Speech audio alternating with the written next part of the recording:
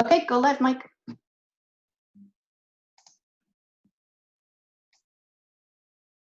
Okay.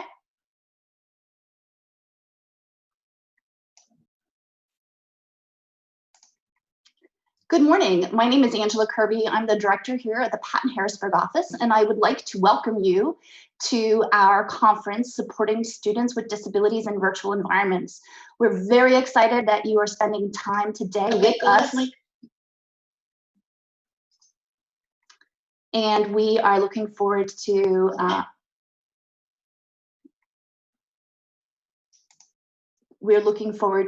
a great day of learning. We are excited, first of all, now to introduce our State Director for Special Education, Carol Clancy.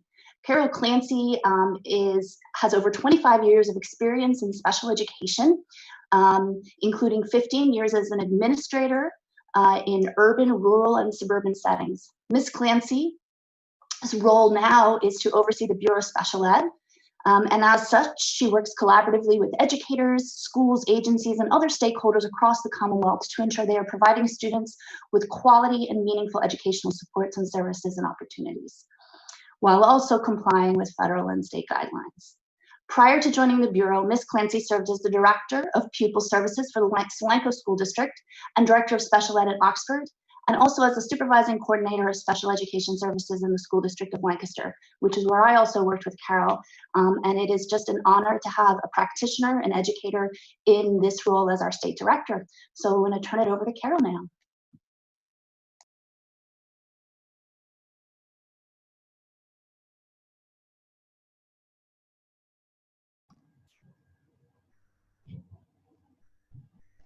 Well, good morning. Welcome to the 2020 PDE Virtual Learning Conference. We want to welcome everybody today. We want to offer a special welcome to any families that might be watching. We're thrilled to have you. We recognize the critical partnership between school and home for the success of our students.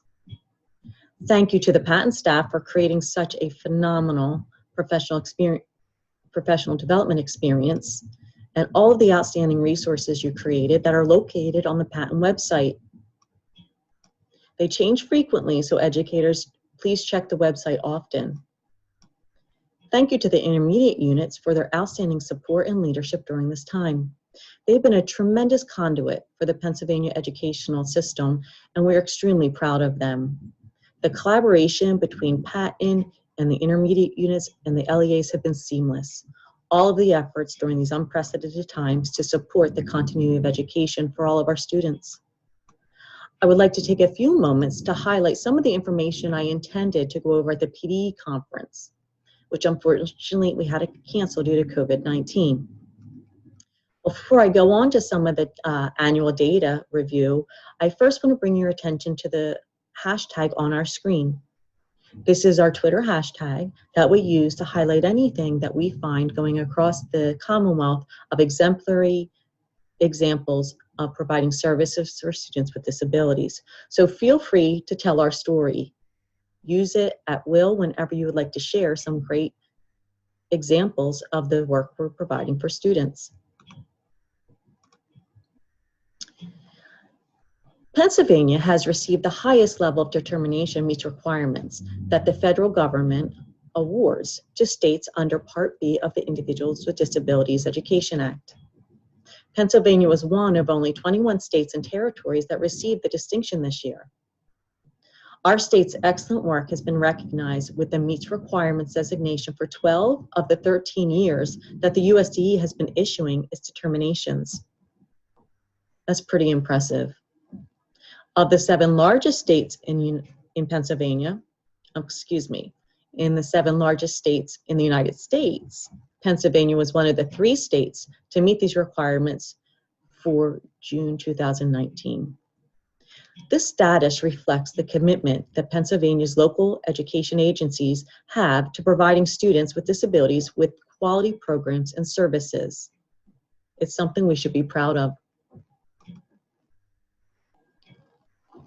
I'm going to go over our annual data so everybody has an idea across the field about where we are regarding the data we collect for special education services. This first chart represents the distribution of students with disabilities across Pennsylvania in relationship to race and ethnicity.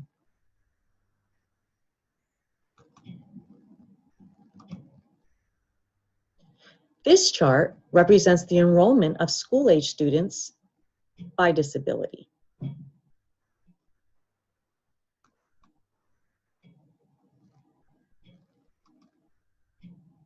This chart exhibits the provision of services in the LRE for students with disabilities ages 6 to 21. It reflects how much time the students spend in the regular education classes. It'd be interesting for you to compare it to your LEA to see how you compare to the state. This last chart is what I deem our most critical chart. It's our outcome data, our graduation and dropout. As you can see, we graduate 86.13% of our students with disabilities, but have 13.39% of dropouts. We're striving for a 100% graduation rate, and we provide a variety of transition services and programs to support students to transition successfully from high school into competitive integrative employment.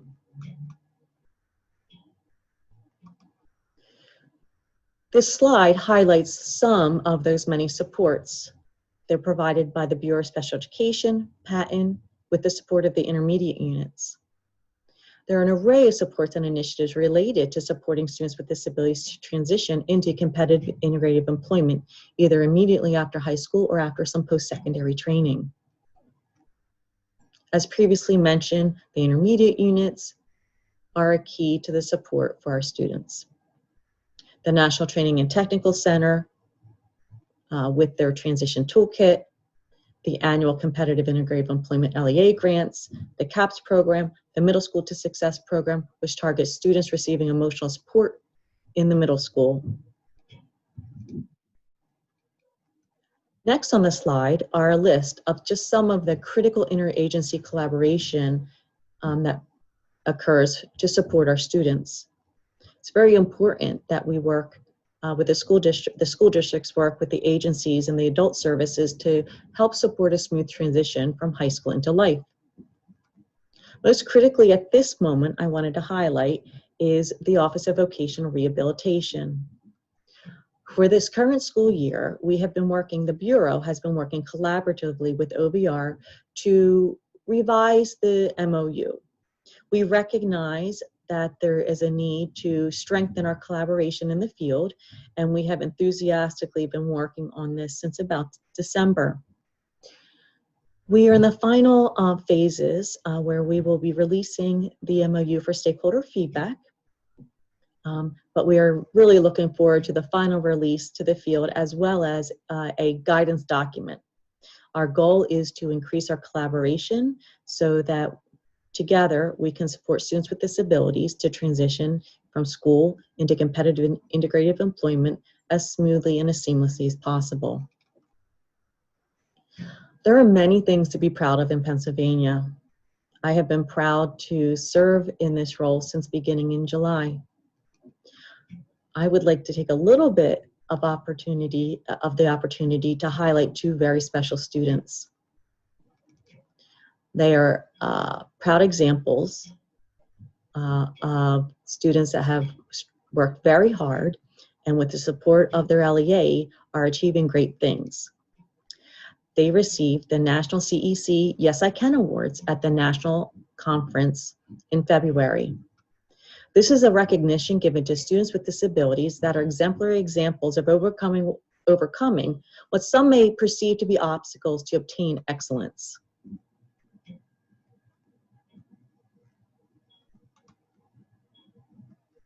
This is Trey Delagrosso. He lives by a model that nothing is wrong with me. And there was one day in his class, he was feeling a little disconnected, and he decided with his teacher and support of his families to educate his classrooms about what it's like to have autism. And since that moment, the students were inspired and the relationships improved, and Trey felt really good about making a systemic change within his school district. Since that time, he has gone on multiple public speaking engagements just to share his great story and his motto with all people.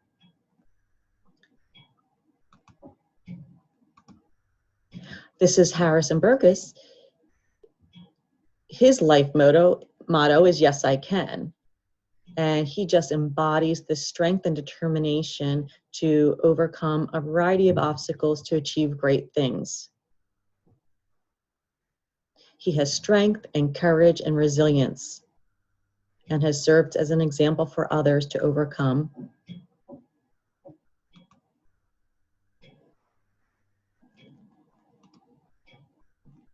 Those are two incredible students representing positive outcomes for the work we do. There will be a parent and student conference next Tuesday where both of them will be there to speak and share their story. So that's why I only gave you a little bit about them, because it's their stories to tell, and they'll be there next week. They are just two of many success stories that we have across the Commonwealth. Before I close for the day and you go on with your professional development at this conference, I would be remiss not acknowledging the current situation which brings us here today together. What an amazing time we're living in. There's multiple times that you would say this has been a once-in-a-lifetime experience. However, what we're experiencing right now doesn't even happen in everybody's within a lifetime. There are lives that have gone by that have never experienced this. When we first were propelled into this situation, it was filled with fear, uncertainty. There was so much unknown about it. And here we are, living in a historical moment. And in doing so, we are making history.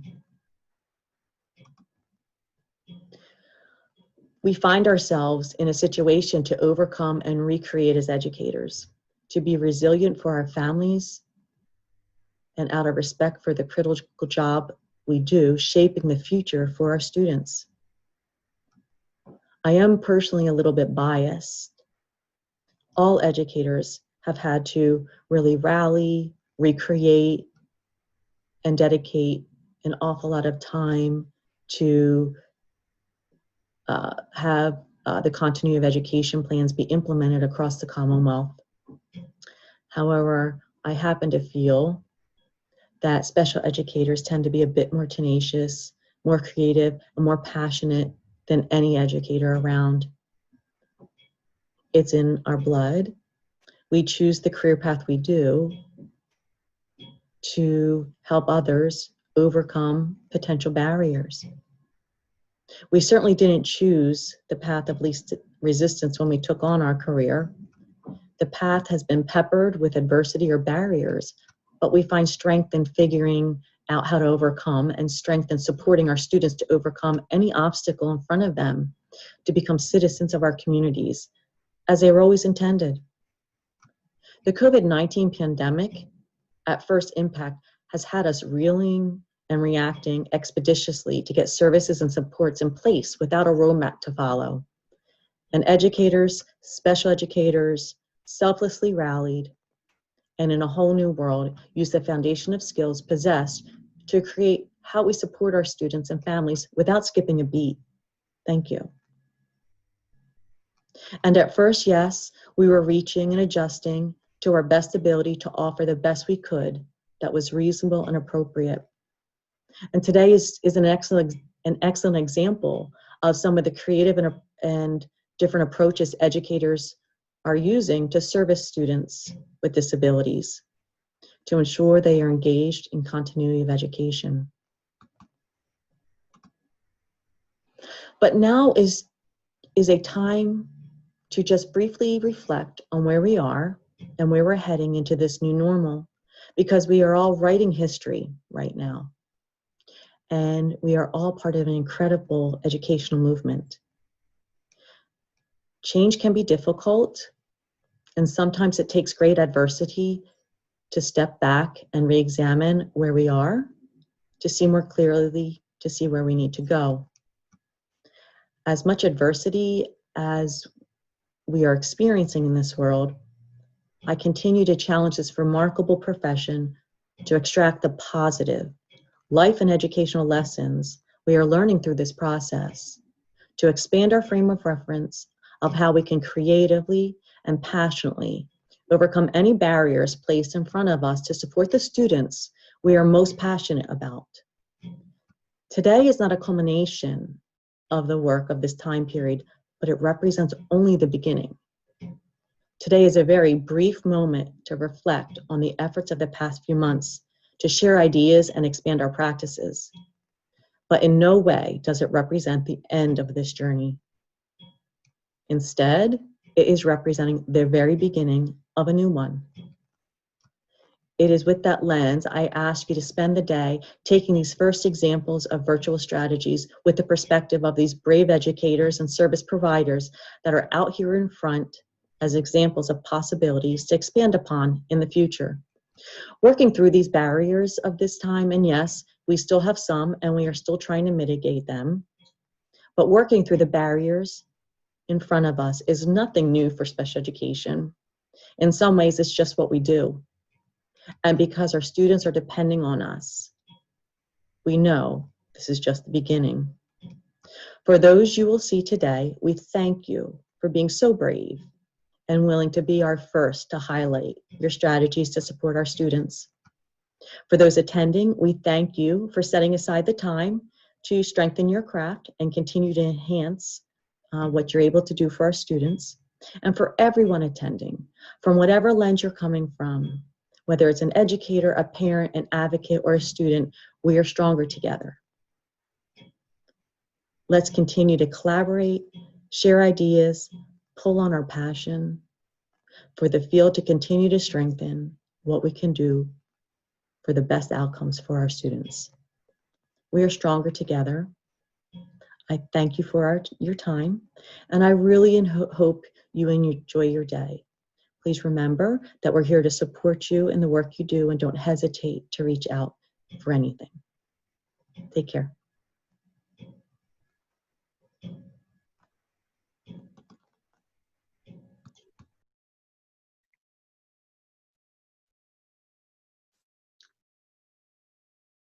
Thank you so much, Carol. We're very, very lucky to have you at the helm as we try to charter these difficult times. So with that said, and with Carol kind of pushing the patent system to think of innovative ways to ensure that our teachers get the supports they need, at the beginning of this crisis, we were trying our best as a patent state team to look at what the research showed on how do we support students with disabilities in virtual environments. And in the process of doing that, we kept coming over one individual's name over and over again. And this person has been a forerunner and an expert in the area of supporting students in virtual environments. When we were doing our research, we kept going to this OSEP-funded center where our next keynote was the principal investigator and was looking at research to do exactly what all of you educators right now are doing across the state, which is rolling up your sleeves and doing the very best you can for our kiddos with disabilities across the state. So it is my great honor to tell you who our next keynote is. Sean Smith holds the rank of Professor of Special Education at the University of Kansas, and he has a background in the area of special education and technology, specifically the integration of technology across teacher prep programs. He has authored and presented a number of articles and papers dealing with special ed technology, and currently is a project director on several U.S. Department of Education program initiatives seeking to further the integration of technology components across teacher prep programs and into the lives of students with disabilities, as well as the development of virtual social skills training, looking at virtual reality and training experience for students with autism. Dr. Smith has served as an associate editor for the Journal of Special Education Technology and currently serves as the associate editor for Teaching Exceptional Children. He is the proud parent of 4 young children, one having an intellectual disability, and he specializes in integration of instruction and assistive technology into the lives of individuals with disabilities, and their respective educational professionals. E-mentoring to enhance teacher ed, induction, online learning, and addressing the needs of individuals with Down syndrome. I am so honored that Dr. Smith is here to do our keynote, and I am now going to turn it over to him so that you get to hear as much as possible from this expert. Thank you, Dr. Smith.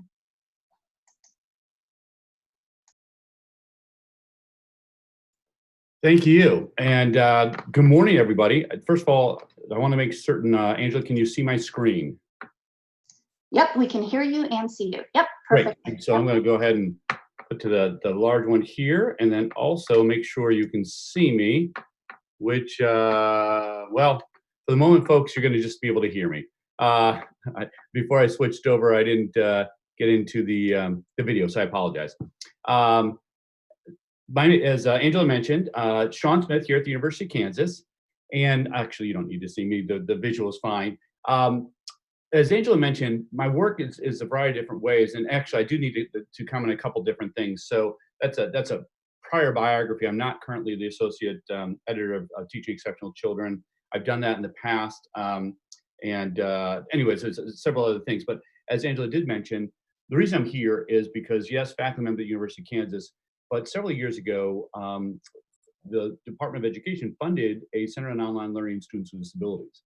And that focus went on for the better part of 6.5 years. I was happy to be a co-principal investigator with colleagues here at the University of Kansas, CAS, which is an entity some might know, the founders of Universal Design for Learning out of Boston, and NASD, which is the National Association of State Directors of Special Education. And so I want to start with what we're going to talk about today, but I want to emphasize the fact that prior to the pandemic, we actually have learned a lot about what to do in entirely remote online distance education for particularly students with disabilities. Tens of thousands of students with disabilities have been productive and successful in this environment. And of course, thousands of teachers have interacted in millions of students beyond students with disabilities. And so what I'm going to share with you today is, first of all, I'm going to be able to get probably tip of the iceberg, maybe 100, 200 feet up, because what I want to cover is a fair amount and have a limited time to do it. I want to give a sense of what we know, give a sense of some things to make connections for. I know I'm going to be reinforcing a lot of things that we've discovered since mid-March. And of course, I also want to reinforce the fact that the reality here is that many of us are dealing with lots of different circumstances. So Pennsylvania is quite diverse. One of my oldest daughter attended Villanova, so definitely know the Philadelphia area. Hello, Philadelphians. But also, just like Kansas, we have a fair amount of rural, remote areas. And so I know we're doing a lot of different diverse things.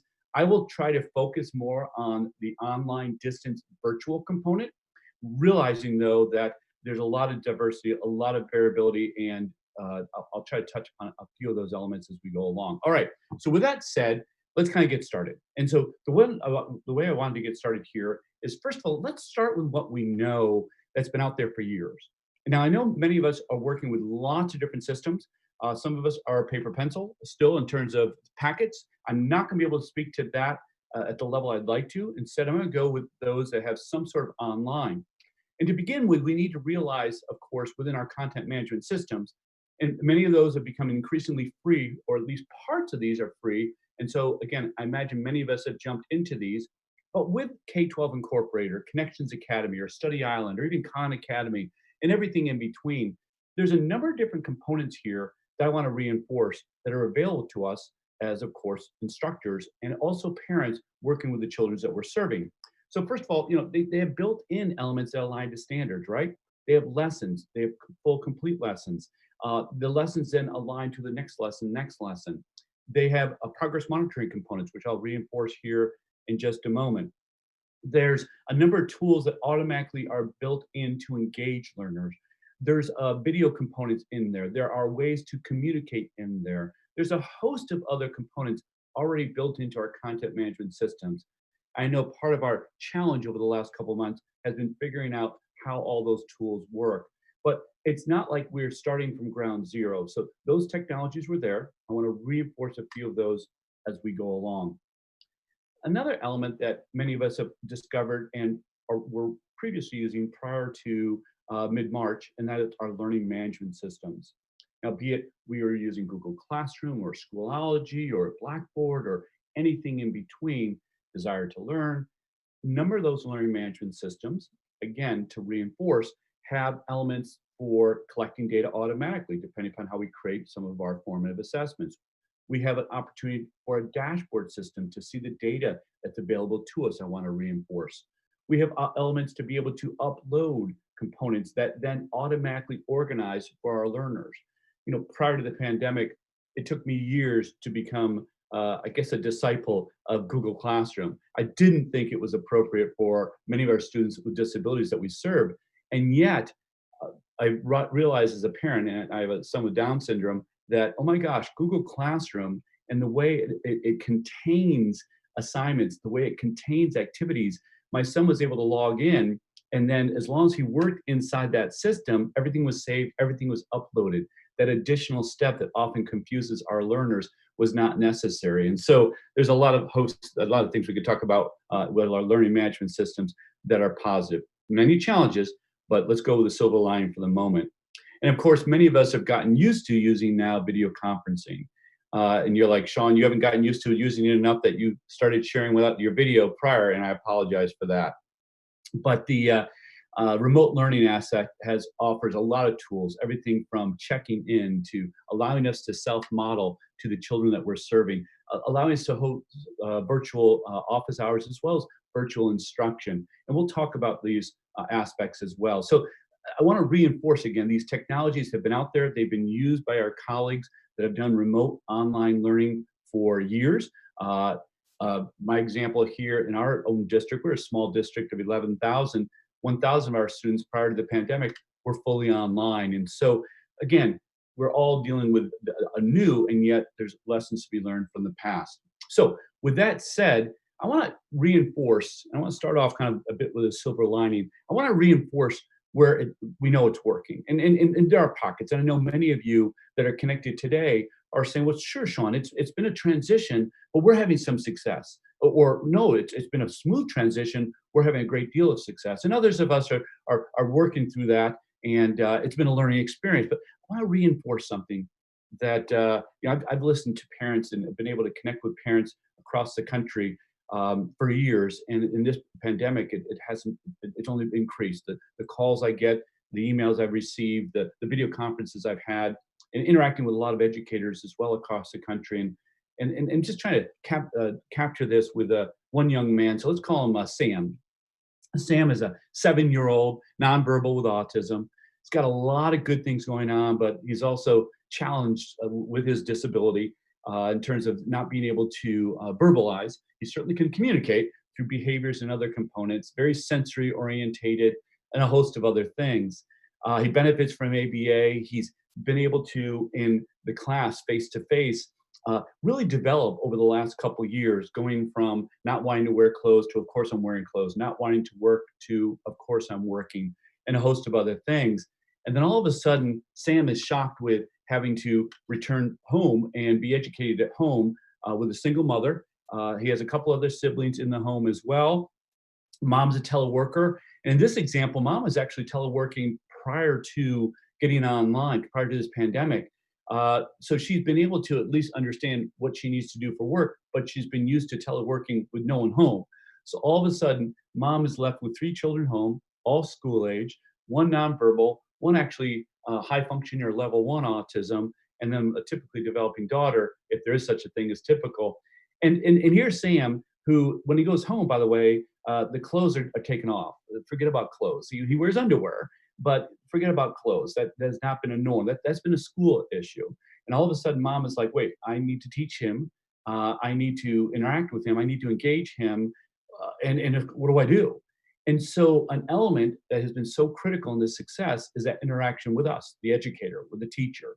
And how do we then empower that parent and engage that parent to be able to assist the Sams of the world?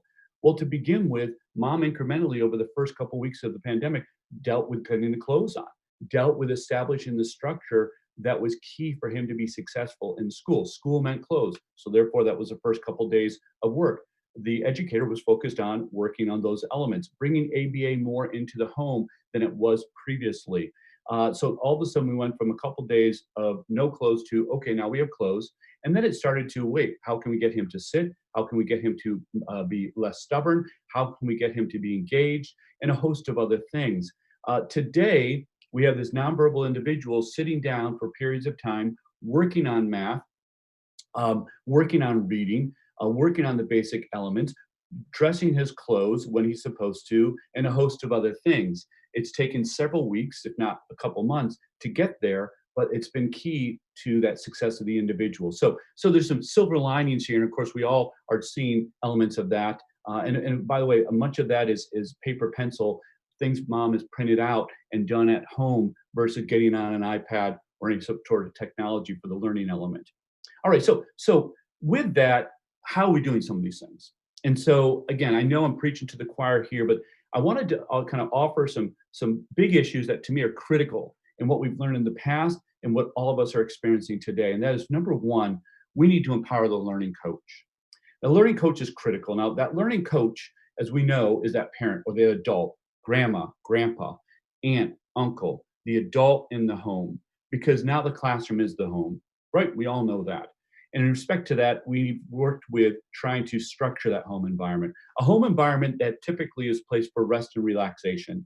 And now we're asking mom and dad, the adult, and we're just going to call it the learning coach. And by the way, for those of us saying the learning coach, well, learning coach is a term that online schools have used for years. And many of us may be already familiar with that. For those that are not, it's been a critical role for students with disabilities, especially at the elementary and middle school level. If we're going to have success, we need to have a learning coach at home. Now, you may be saying that learning coach is actually an adult in the home that's only there in the evenings. We'll get to that. But to be key and critical to success for students with disabilities, we need to be empowering as educators the adult in the home and working around that schedule, working around the distractions, things of that nature. And so, by the way, in previous work, the adult in the home has often referred to themselves as their child's aide, their paraeducator. They've often said that I'm not a related service personnel, but I end up doing speech with my child. And of course, we do that as a parent to begin with, but at a higher level now in respect to this learning coach. So really critical role, really critical element for us as educators to empower that adult in the home, to empower that adult in the home to reflect on things like, is my child a self-starter? Considering the age of my child, what my expectations, what type of schedules do we already have? And again, I know we're 2 months in, and so many of us have already uncovered this, and we're asking the parent or the adult, the learning coach, to build in breaks, to exercise. I was talking to an adult last week. He's down in Florida. He's fortunate enough to have a pool in the backyard, and he says 5 days a week he's a physical education instructor for his children now.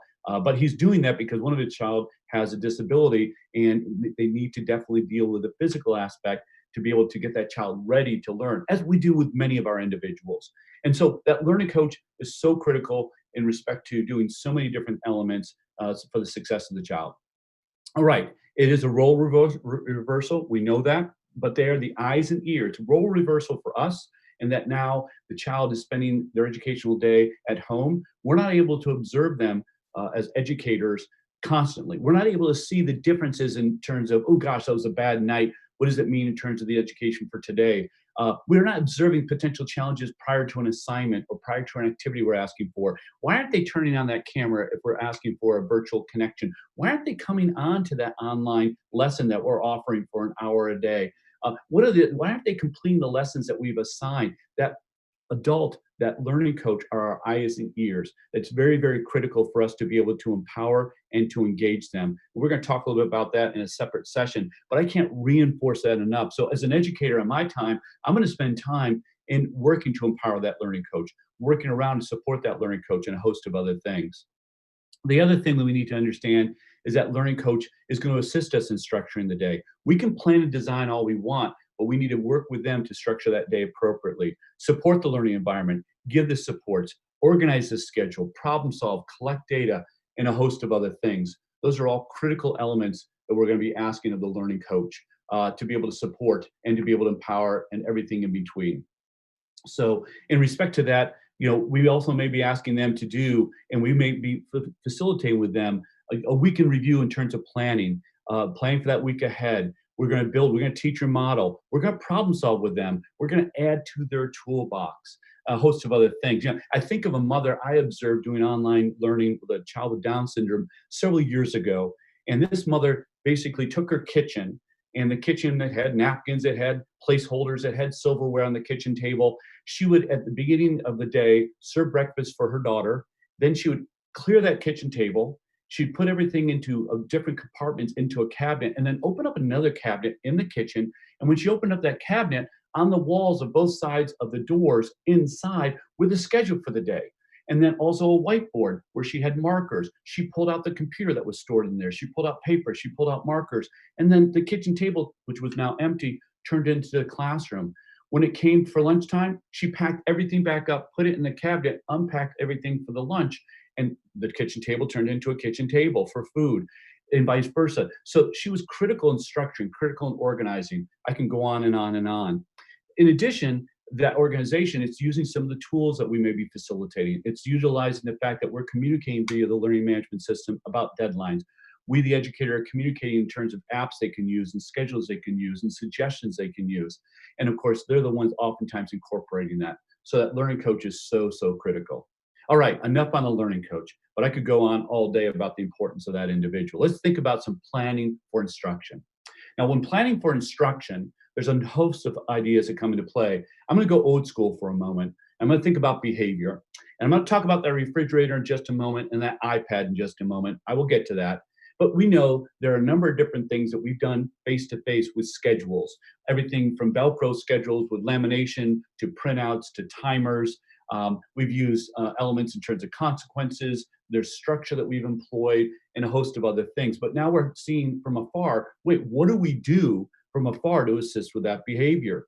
Well, back to a couple of things that we know work, and I'm going to use it with examples and examples and examples of the parents I've been interacting with now for the last couple of months.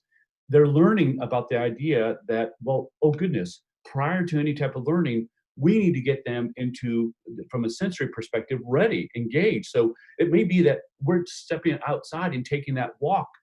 We may not have enough time for it educationally, we think, and yet we have to have the time, right? We have to give them 30 minutes to get ready in terms of that walk or the exercise. It might be the swing they already have in the home.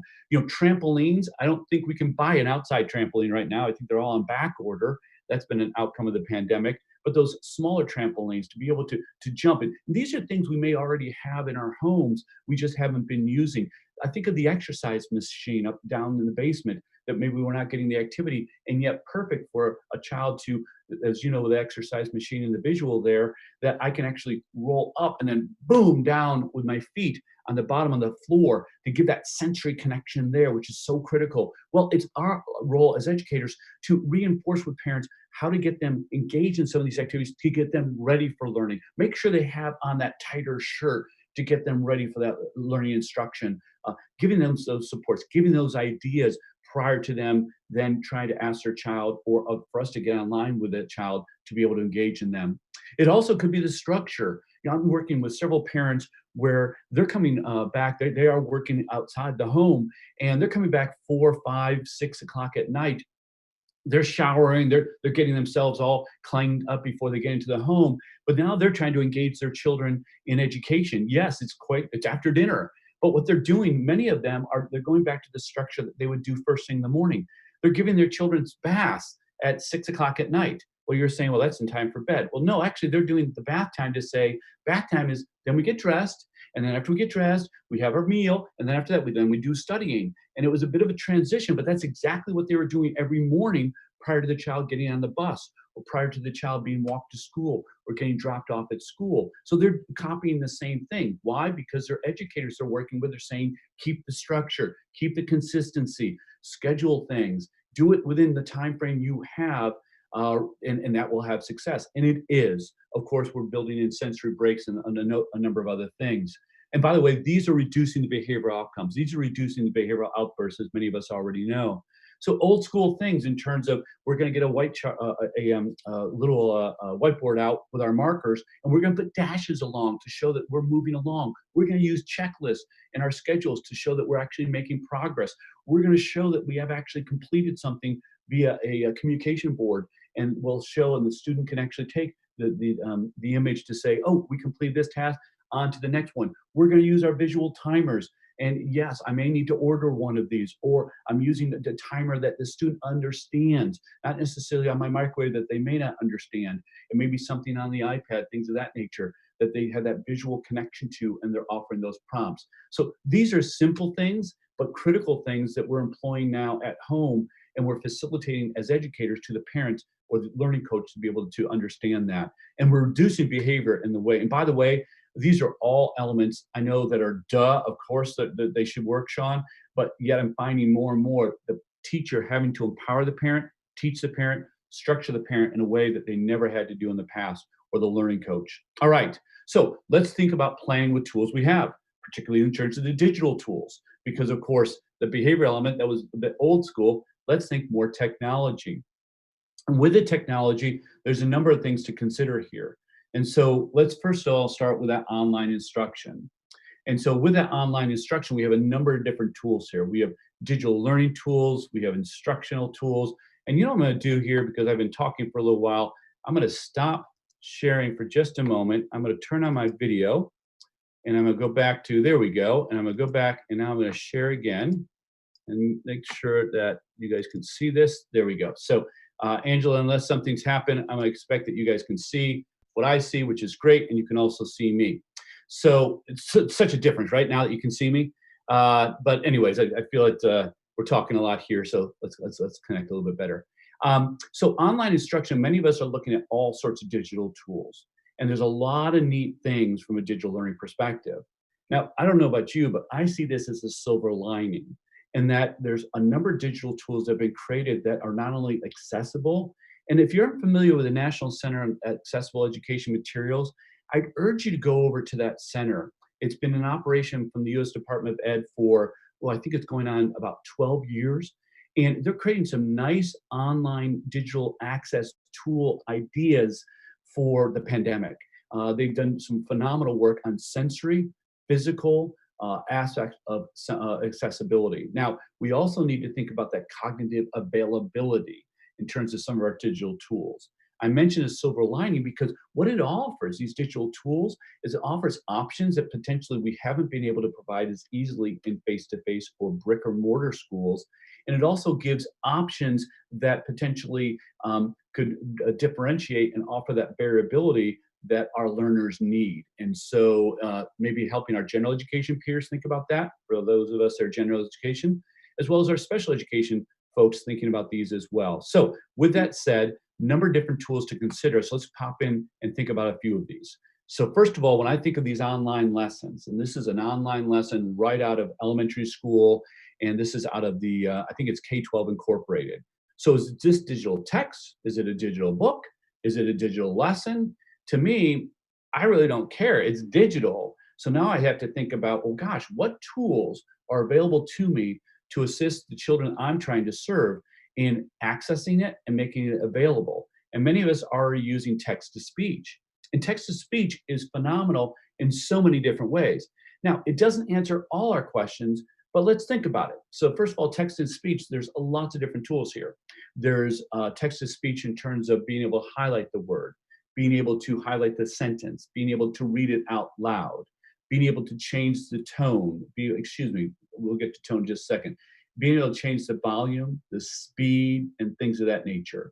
And by the way, they're not all created equal. They have a number of different components in here. So for example, let's think of text help. This is read write.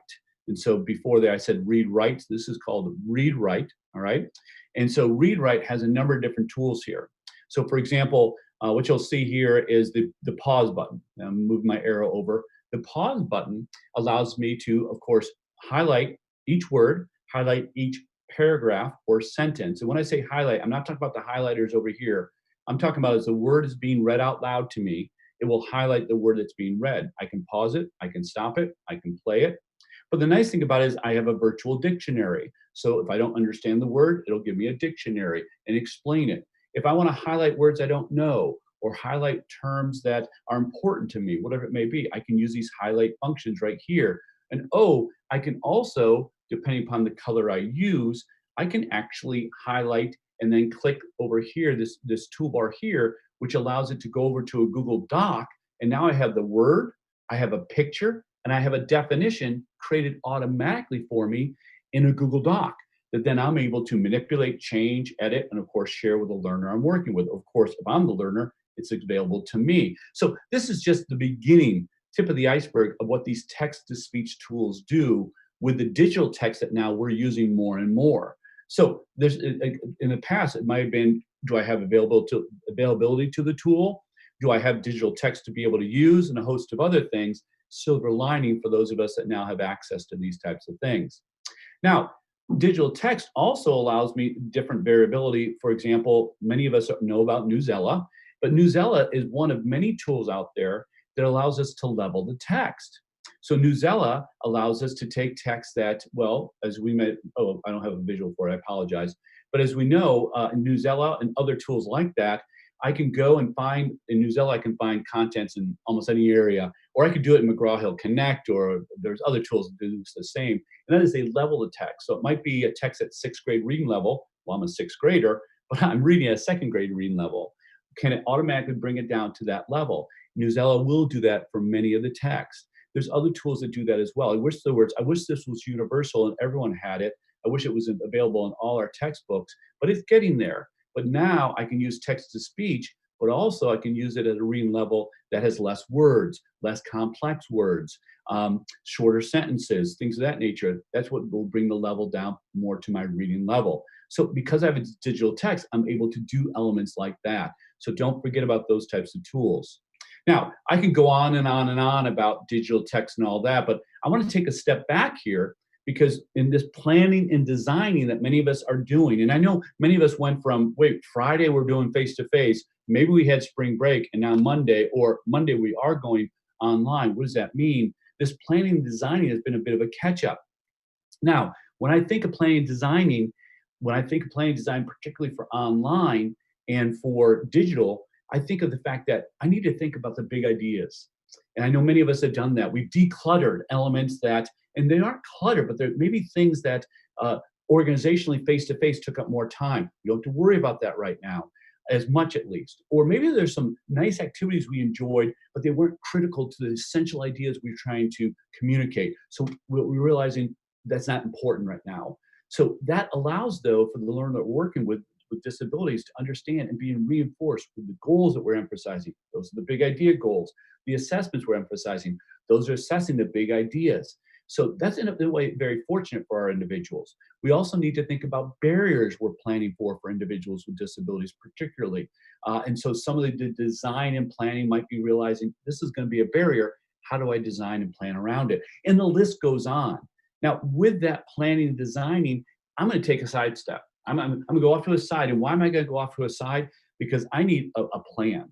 And when I think of a plan, I take this visual that many of us have seen that deals with equality and equity and deals with planning and designing. What do you mean planning and designing? Well, I'm giving more dot boxes, and I'm actually developing the boxes for that individual who's a bit shorter, and taking away needs for an individual who's taller, because I'm trying to plan and design around that barrier, which is the fence. But what I want to do in my planning and designing is I'm not going to try to identify tools that have that fence there in the way. I'm going to try to identify tools that allow that fence to be transparent. So now I don't need to develop a bunch of boxes. I don't need that additional work on my end to accommodate individuals that might be seen as slow readers, or individuals with disabilities, or English language learners. But if I can plan and design for curriculum and content and tools without the worry of that fence, of course it's there for protection, but it's transparent, that will take me a long way. Well, to me, that's universal design for learning. And I know as a state effort across the state of Pennsylvania, across the Commonwealth, there's been a lot of focus on universal design for learning. So many of us are already there. And this is not a lesson on UDL, but rather it's, to me, what framework am I going to use to do this planning for the digital tools and other resources I have? So it's a bit of a sidestep, as I mentioned, but to me, those three big concepts: how am I going to engage my learner? And engagement is just not me recruiting interest, but how am I going to get the learner to self-monitor themselves? Isn't that one of the biggest challenges for individuals with disabilities online? That lack of executive function control, that lack of being able to prioritize, that lack of being able to organize, that lack of being able to focus, and the host of other things. back to the need for the learning coach, back to our need to empower. But also from the purple, we want to make sure that we represent materials in a variety of different ways, give them options. And finally, the blue, allow them to share back what they know in a variety of different ways, giving them options. Again, the digital content gives us a lot of flexibility for that. This is not on universal design for learning, but I want to reinforce universal design for learning goes much deeper than 3 general ideas. There's guidelines, there's checkpoints. My goodness, if you're interested in engagement and you're looking for a roadmap to go from recruitment to enhanced persistence, to add in elements of self-monitoring and self-regulation, they have the roadmap. Get to CAST's website. Angela and others will share that out. I always make sure I share it out, but it's a great roadmap. Okay, enough on universal design for learning. Let's think about, though, how we can plan and design with this idea of reducing barriers, planning for variability, thinking the big ideas, etc. So let's go back to text-to-speech. So text-to-speech, not all created equal. So if I have a lot of content from a planning perspective that's more image related. So for example, let's say the textbook we have is not digital text, but it's a digital image. Well, I'm going to use Snap and Read. Snap and Read's free right now, and it allows me to do read alouds for the students. It allows also the text to be adjusted. So during some difficult text, it actually will adjust it. And actually, in terms of expounding, I'm going to look at my notes. I don't need to worry about my notes in this instance. But anyways, where I'm trying to go with is the fact that any text that's difficult, you can highlight and it will try to reconvert into an easier understanding. It doesn't level text the way Newsela does, but it will try to change text on the fly for easier understanding. More importantly, Snap and Read also, as a text-to-speech, it does the read aloud, but it also allows the students to highlight information that's then brought over into an organizer, and then they can type in notes. So now they have the text that they're reading and an organizer and notes off to the side. That's built into text, the Snap and Read. So I'm selecting Snap and Read if I have those needs. So let's say I have a student 5th, 6th, 7th, 8th, and on for some of those comprehension components. That would be awesome. And maybe I'm working with, no, I don't want to deal with the textbooks I have. I want it to be more digital in nature and more flexible for the student to use. And I may have everything from Shakespeare down to Charlotte's Web or Flat Stanley. Bookshare has over 800,000 texts available for free in digital formats for individuals with reading disabilities. If we haven't identified, if we have a child with an IEP that has a reading challenge, to me, if we're not using Bookshare, why not? Because it's offering that digital text. It's not bringing it down to the reading level, but it's giving them true digital text. And by the way, Bookshare has a text-to-speech reader in it. But also with the digital text, I can then use all these additional tools very easily, unlike maybe a textbook that's an image or unlike another resource that isn't as accessible. Bookshare was created to become accessible for our learners. And for those of us that are saying, Sean, no, I have a child with Down syndrome, they're not dyslexic, therefore they're not eligible. They are. If they have a reading challenge, now, of course, the law says print disability, but it's very open in terms of interpretation. And I'd urge you, all it is going to Bookshare, creating an account for the child you're working with. Mom and dad, a learning coach at home, it means going online, filling out the paperwork and getting the school to fill out paperwork, and we're ready to roll. My son with Down syndrome has had an account since 3rd grade. Okay, so we'll go from there. I need to drink something real quick. I apologize. All right, but from a UDL perspective and planning and designing, let's go deeper here. Let's dig deeper beyond just simply as text-to-speech. And let's think about video. Many of us are using video. Many of us have received lots of different resources when it comes to, let's use this for video, let's use that for video. Okay, fine. Well, let's think of it from a planning design perspective for those with disabilities. Video can be very powerful. So, of course, there's a number of different tools out there. Crash Course is very, very popular. Crash Course also can be very, very fast. And some of you that are probably going along with the closed captioning are saying, Sean, you talk too fast. And I'm trying to slow it down. I grew up in upstate New York. I can speak as fast as with the rest of them. So anyways, there's a number of different technology videos out there, right? There's TeachTube, there's Math TV, BrainPop is free right now, which is an awesome series of videos, not in your true sense, right? They're videos in terms of animation. The list goes on, Khan Academy, et cetera, et cetera. And for those of us that are saying, yeah, Sean, video's fine, but well, let's kind of remind it, and feel free to sing along here. Conjunction, junction, what's your function? Hooking up words and phrases and clauses. All right, we'll stop there. But the idea that the mnemonic aspect of video, the contextualization, the fact that it allows us to convey a lot of different meaning.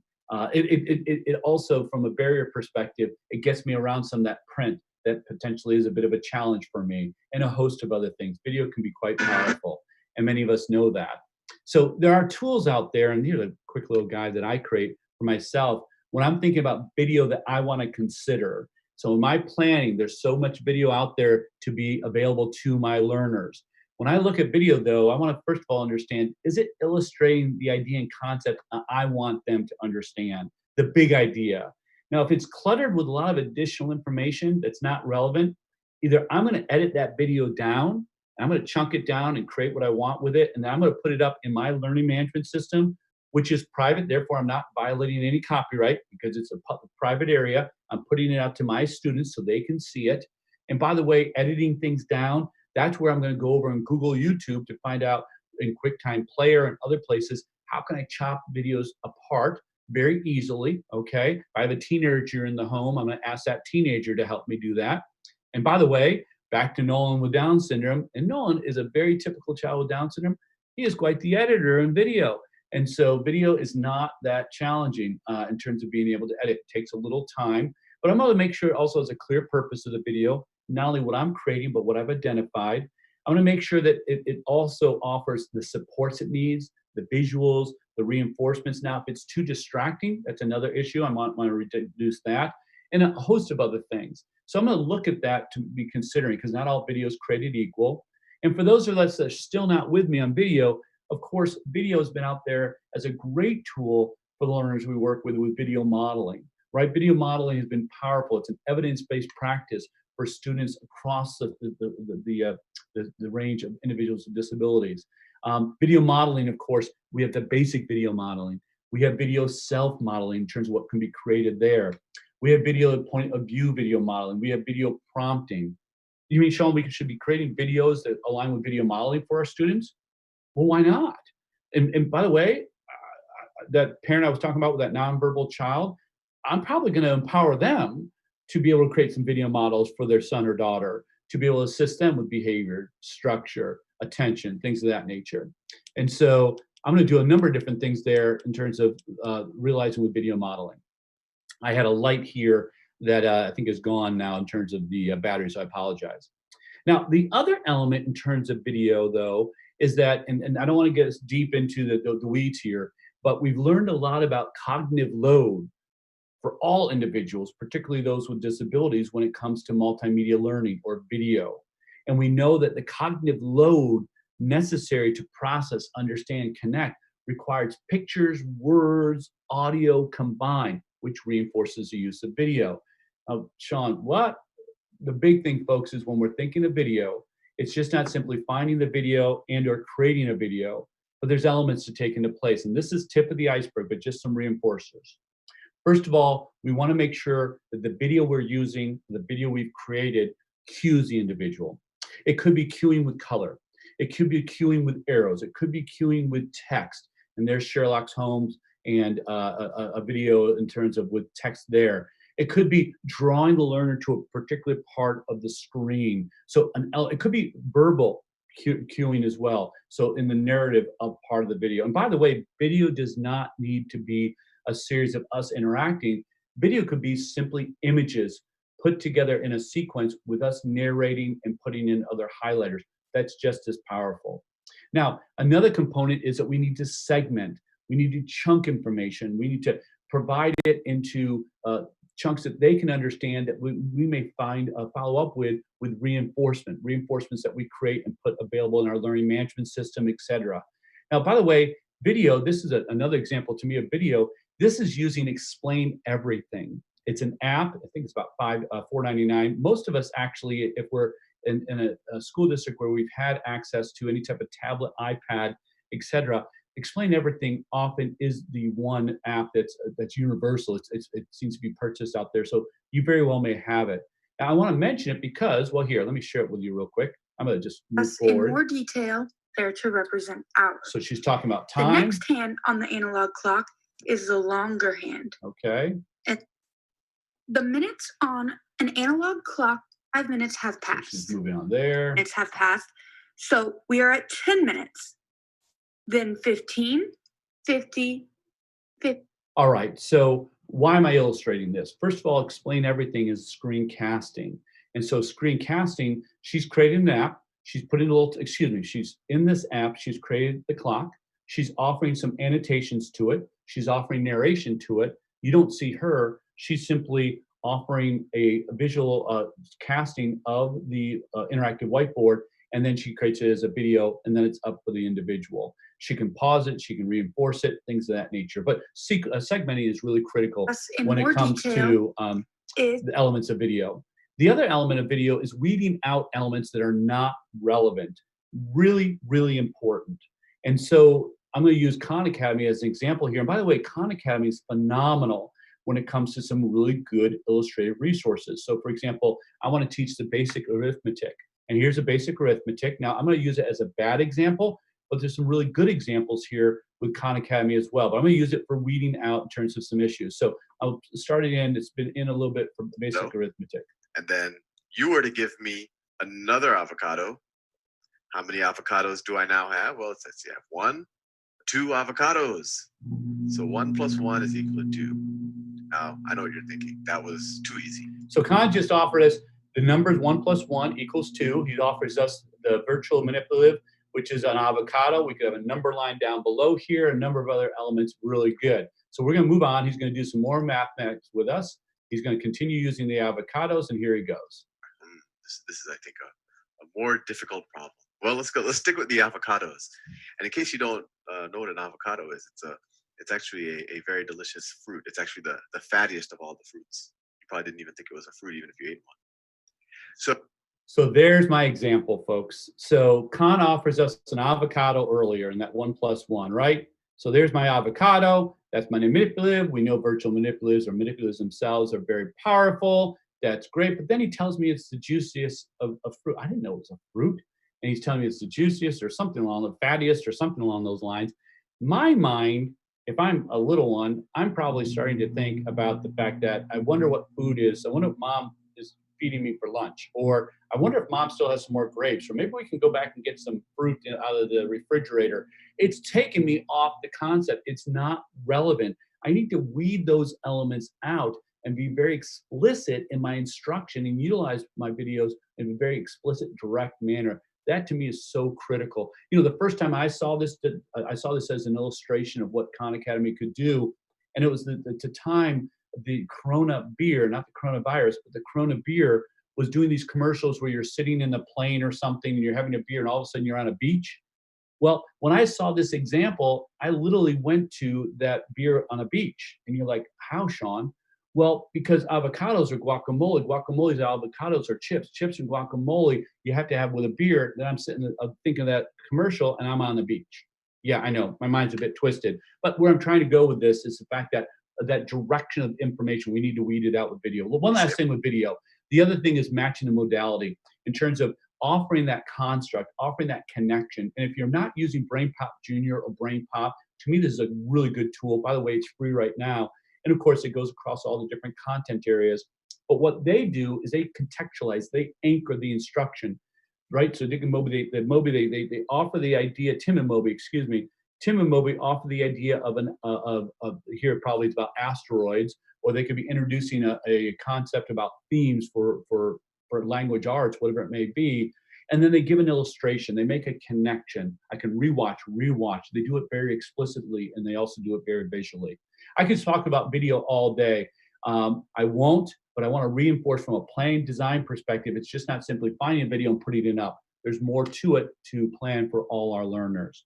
Now, by the way, when I'm using video, everything from I could use it for providing instructions. I could use it as an educator to highlight, to reinforce the big ideas. And by the way, I'm not only doing this for, let's see if I can get this light back on. I'm not only doing this for the child I'm working with, I'm doing this for the learning coach. Maybe they're not understanding some of the concepts that we are trying to reinforce for that child at home. But then by creating something like this, I can then better understand it as a learning coach to work with my child, to work with my son or daughter. Self-modeling concepts. I could reinforce some elements. I can empower the coach at home to be able to reinforce it.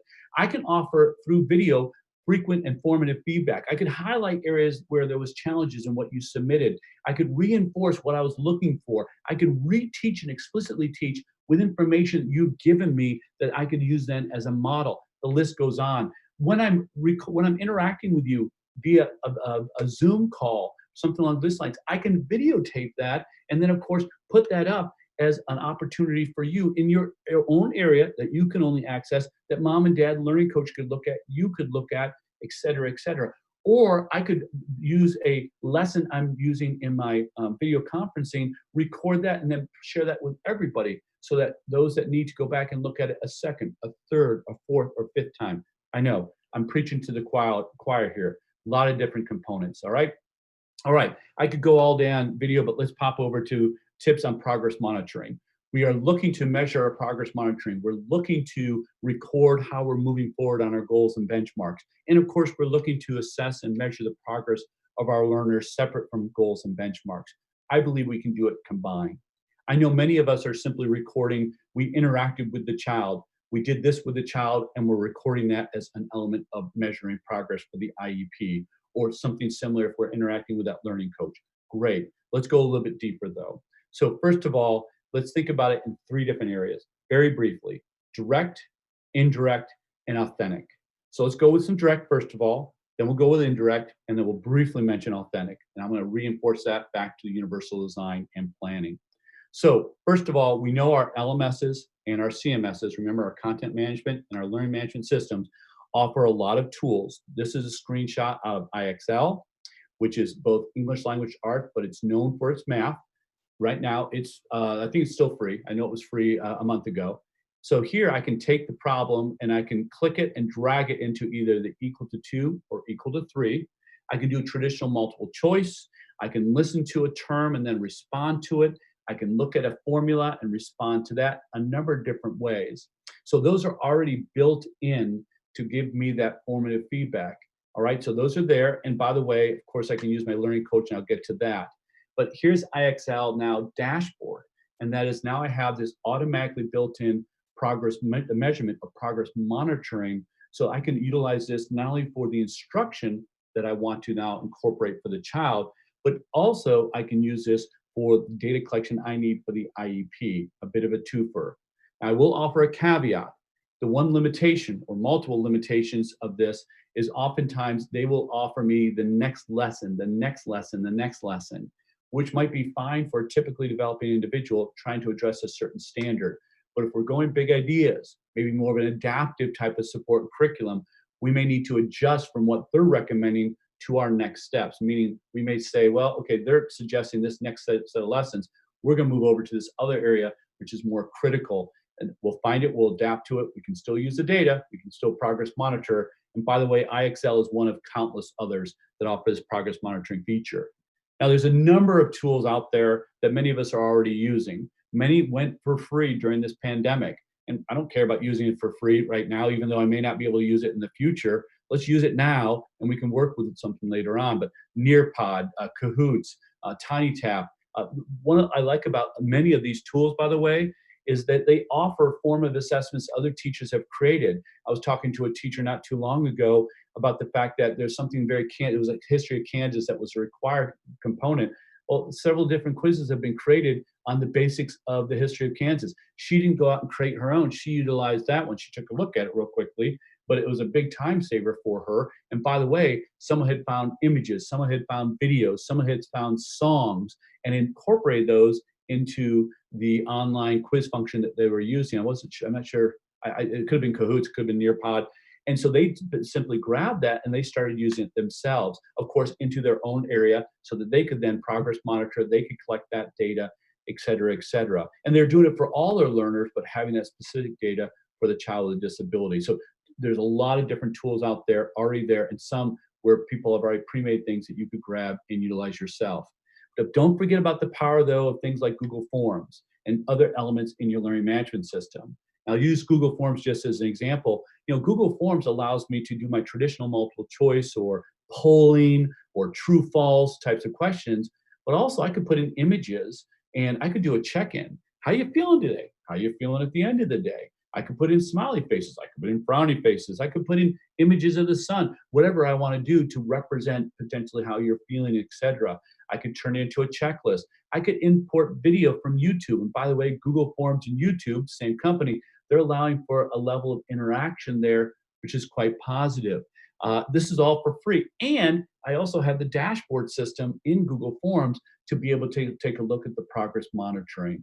That bit.ly there, by the way, folks, offers a great resource for, I think it's like 80 different ways to use Google Forms. So great tool. And by the way, it's one of several, many of them sitting in our learning management system. All right, so let's switch over briefly now to indirects. And I'm going to start with indirect measures with that power of the rubric. I know many of us are using it, but think of it, in the online world, the rubric offers the learner and the learning coach a pathway. They give a vision of what we're expecting. But not only that, they tell you how to get there. And they're telling you in terms of, well, we want you here. This is what we want from you. This is how it aligns to the instruction we're offering. Great. But equally important to me is the rubric gives me options. Instead of that multiple choice test, instead of that essay, instead of maybe that one limited option I have in face-to-face because I'm managing 35 children in class or whatever, I now have the ability to give options. But from a scoring perspective, I'm going to use a rubric. So it's not a significant lift on my end as an educator to give you those options. And the rubric will give you that map. So let's think about some of those things. Let's go back to video. So video now, as a user, as an individual, I can then share everything from presentations. I can demonstrate. I can go in the backyard and offer a science experience that you wanted me to do, but much more tangible to my interests. I could do some interviews. I could pretend I'm interviewing. I could do student explanations of what I know from a math word problem. I could record that as a screencast using something like Screencastify. I could edit it in iMovie. I could use my own camera, even if it's just my phone, a variety of other elements. Okay, so the list goes on there. Also, instead of video, what about audio? I could audio record. And by the way, any of these elements, when it comes to any type of speaking, those go into my articulation, go into my fluency, go into my speech and language goals. You want to see me do that pronunciation? I'll create a video and send it your way. You want to hear me practice a certain elements? And by the way, you want me to practice with other individuals? Now, it would be great to be able to practice out in the general public, but with that social isolation, we need to be careful about that. But an opportunity to be able to audio record those elements from a speech and language, let alone from a recording my thoughts, recording what I understand, recording my main idea. If I could just speak it, some teachers say, I have that element now with a lot of digital tools available to me. So audio would be another element to consider. Also, do not, both as an instructor and also as a way to assess, discount digital books. Digital books are phenomenal. There's so many resources out there. Many of them are for free. What I love about digital books is there's text, there's images. The text and images often can be audio recorded with my own voice, or I can actually have it text to speech, as we mentioned earlier. And so it also offers a sequence like Pictello there, which is this book right here. Pictello offers a wizard where I can add in the title. And then after I add in the title, it says, well, what pictures do you want? And then what text do you want, et cetera, et cetera. It has word prediction inside the tool. So as I'm typing out my ideas, it gives me words to generate to help me spell, but also help me with word choice. There's Toontastic, which are cartoons for sequencing for digital books. Book Creator, Tar Heel Reader, the list goes on. Lots of great tools for digital books that offer sequencing. And by the way, I'm going to use it as an educator because I can change the reading level. I can add in more images. I can add in connections. I can reduce the amount of text you need to read. And why wouldn't I use that tool also with a child to be able to convey what they wanted to convey versus a traditional essay or things of that nature? And then there's also things like visualizations. I could graphically organize what I want to share. I could offer mind maps, infographics, comic strips are very much of engagement for many of our learners, and they offer our panels. So panel 1, panel 2, panel 3. So there's a sequence for how I want to share information. There's a host of other things. And from an option perspective of Universal Design for Learning, great way to share there. And at home, there's great ways to be able to empower the learning coach to collect data like frequency recording, duration recording, interval recording, time sampling. We could give them the tools. We could use some of our video conferencing with them to illustrate how to use the tools. And then we're going to ask them to collect the data. Now, you may be saying, well, Sean, why would they want to collect data for us? Well, here's one motivator. They're seeing the behaviors. They're not sure how to address the behaviors. We need data on the behaviors. We need to enlighten them on potentially some antecedents to the behaviors. Why wouldn't we have them be part of the process to collect the data for the IEP, to collect the data for themselves, and also lead to an intervention? Now, you're looking at that crapbill.com. I don't understand that, but this is an example of, to me, data at home. Let's have a little fun here.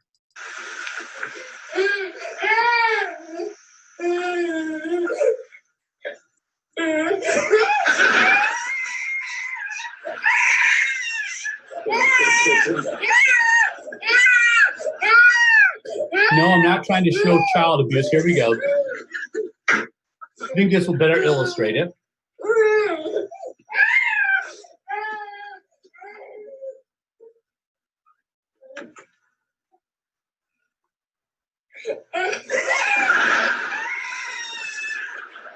Now, with the right type of data collection, I'm being reinforced. It's not due to a poopy diaper. It's not due to him being hungry. It has to do with some other issues, right? But there's ways that they collect data, learning coaches can collect data for us that would be very powerful in that instructional aspect. So, okay, there's a number of different tools to consider here. I was planning for a 45-minute component, but instead we have a little bit more time. So what I'm going to do now is I'm going to pop off of the computer here. Excuse me. I'm going to pop off of the, I apologize, of the PowerPoint. I'm going to pop over to some of the digital resources I was mentioning.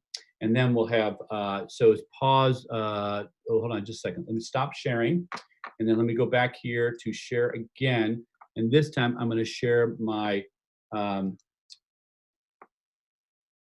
internet browser. And Angela's going to tell me if that's not showing. Otherwise, you all see Tar Heel Reader.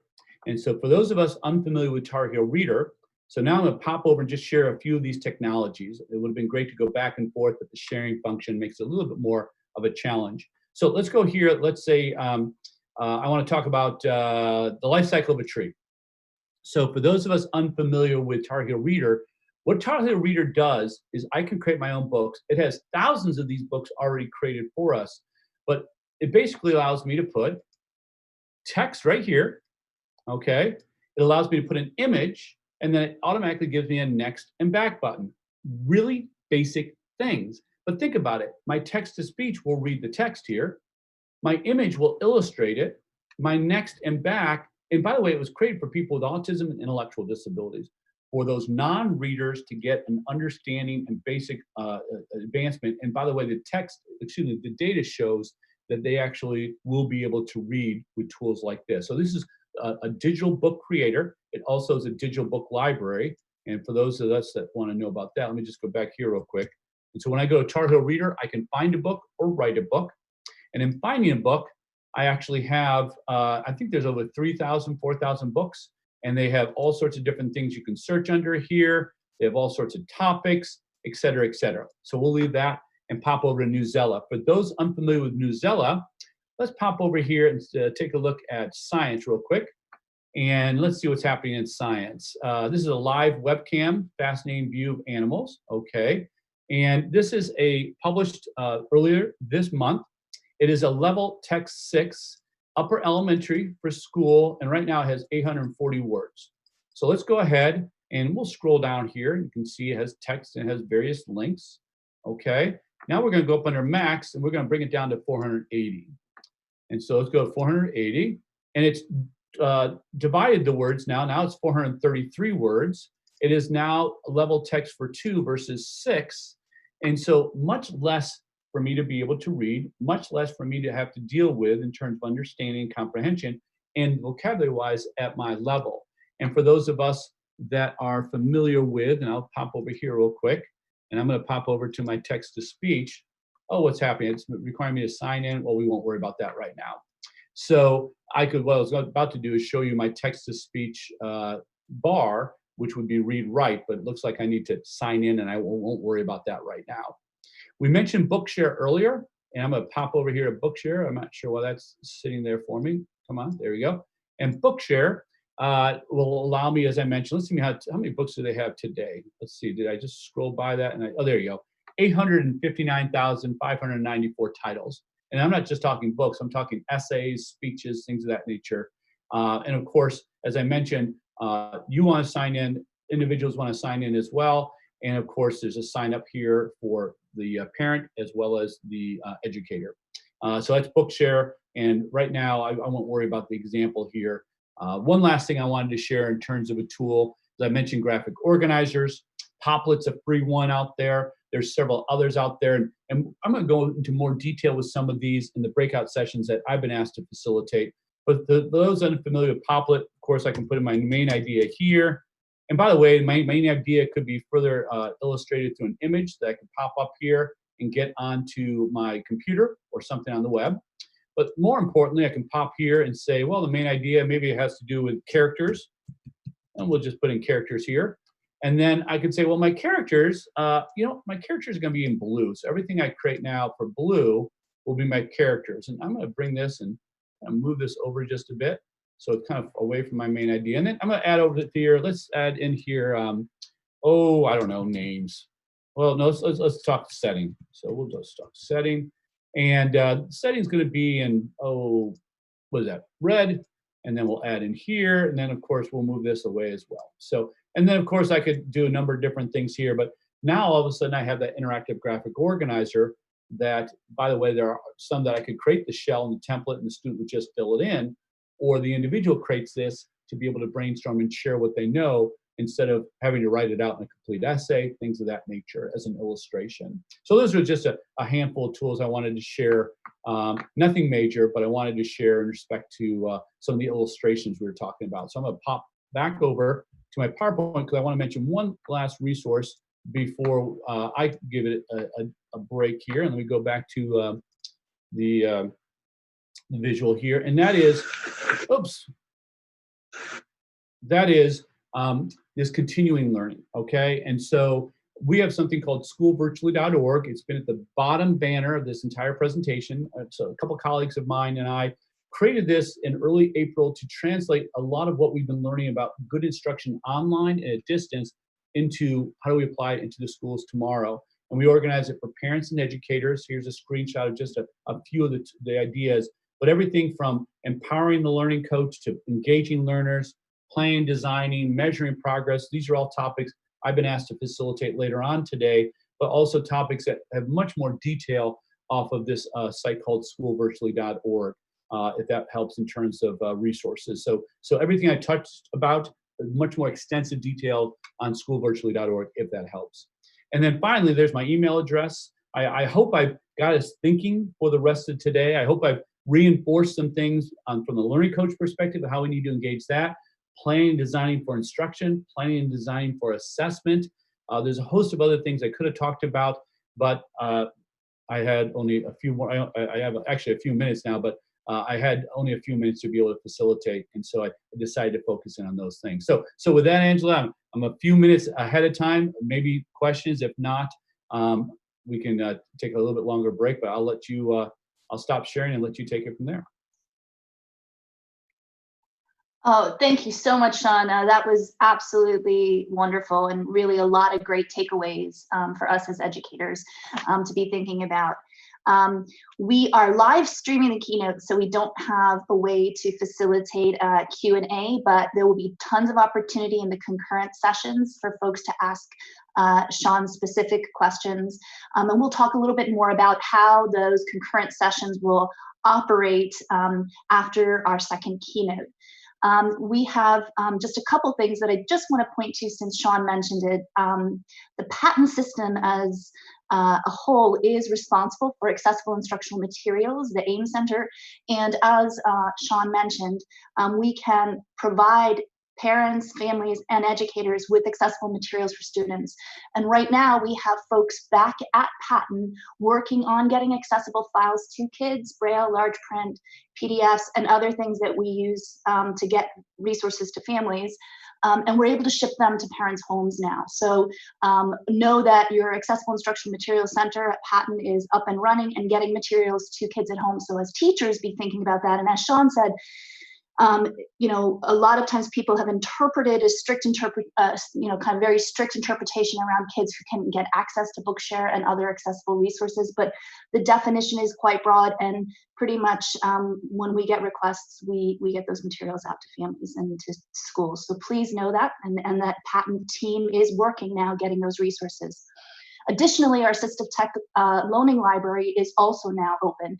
And again, folks are there ready to take orders. So if you're teacher, you know, working with students and you were doing an assistive tech evaluation for a student, you can continue to try that if that is something that the team has made a determination they want to continue to do. So the Patent assistive tech loaning library is also now available. When we were envisioning how to do this, we thought, you know what, we know educators are out there doing innovative things. So let's not pretend that we know. Let's ask the teachers. So we are so excited to not only have experts like Dr. Smith and Dr. Bateman to give us guidance and feedback as how to conceptually think about our work and how to ground it in the research and what tools are available to us.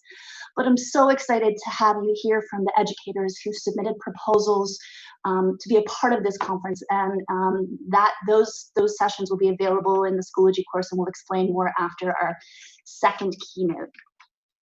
And lastly, just one more resource that I wanted to point to. So all of the school virtually stuff, as well as some of the resources that Sean has through the center that he operated a few years ago, are also on the Patent website, as well as Patent now has a continuity of education component to our website, and that continuity of education component has direct office hours with experts in everything from assistive technology, deaf and hard of hearing, autism, computer science, and integrating computer science for kids with learning disabilities or students with disabilities in general.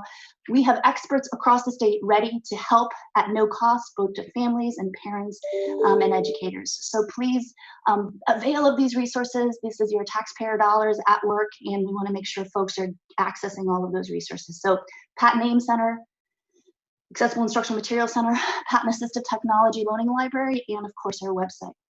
So we have now a break from 10:30, it's a little early, 10:27 to 10:45, and then we'll go live again with Dr. Bateman on practices to consider for virtual IEP meetings.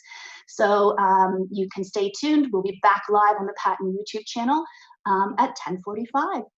Thank you so much for participating. And again, Dr. Smith, I want to apologize. We have updated the Schoology course with your updated bio, and my apologies for not accurately summarizing your expertise. No worries, no worries. So, all right, so we'll see you back at 10:45. Thanks, everybody. Well, welcome back. Thank you so much for joining us again. And it's my great pleasure now to introduce our second keynote speaker. Dr. David Bateman is a professor of special education of Department of Educational Leadership and Special Ed at Shippensburg University right here in Pennsylvania. He teaches courses in special ed, law, assessment, inclusion, facilitating inclusive practices. He is a former due process hearing officer for Pennsylvania for over 580 hearings. And I am hearing back off, so I'm going to just double check to make sure it's not me, which it was. So my apologies. I had YouTube on in the background. So let me go back and start that again. So welcome and thanks for connecting with us. It is my honor to introduce Dr. David Bateman. He's a professor at Shippensburg University in the Department of Educational Leadership and Special Ed, where he teaches courses on special ed, law, assessment, and facilitating inclusion. He is a former due process hearing officer for Pennsylvania for over 580 hearings, and he uses his knowledge of litigation relating to special ed to assist school districts in providing appropriate supports for students with disabilities. His latest area of research has been on the role of principals in special ed, and he has been a classroom teacher of students with learning disabilities, behavior disorders, intellectual disabilities, hearing impairments, as well as a building administrator for summer as well as summer programs. He earned his PhD from the University of Kansas, and he has recently co-authored books, Principal's Guide to Special Ed, A Teacher's Guide to Special Ed, Charting the Course, Special Ed, Charter Schools, and forthcoming current trends, just released Current Trends and Legal Issues in Special Education. So without further ado, please welcome Dr. Bateman. Thank you so much. Thank you very much. I appreciate the opportunity to talk today and appreciate the opportunity to be here. I also appreciate all the time that has gone into putting this together. I'm going to share my screen so that you can see what I got here, so it's just better for everyone, and see where we are with this. I'm going to start talking about IEPs in general and just what we do relating to IEPs, because some of you get to attend IEP meetings where everyone's happy. I don't get to attend those. I only attend IEP meetings where there's a lot of contentiousness and there's a lot of disputes and a lot of discussions, and there's some problems with this. So I'm going to share some tips that I have relating to this, and I just want to make sure that you understand exactly where we are as we talk about this, because some of you are having to participate in virtual IEP meetings, and the tips that I'm going to be giving to you are not just ones for the COVID crisis, but also will work with others when families can't attend. But before I do that, I just want to remind you that out there, things are changing very rapidly. And when I say things are changing very rapidly, is that what we think about where we were just 2 months ago.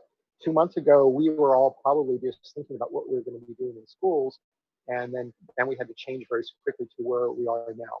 So this has been a very steep learning curve for a lot of us, and it's posing some significant problems. But I just want to thank you for how you've had to adjust and what you've had to do as a part of this. Okay.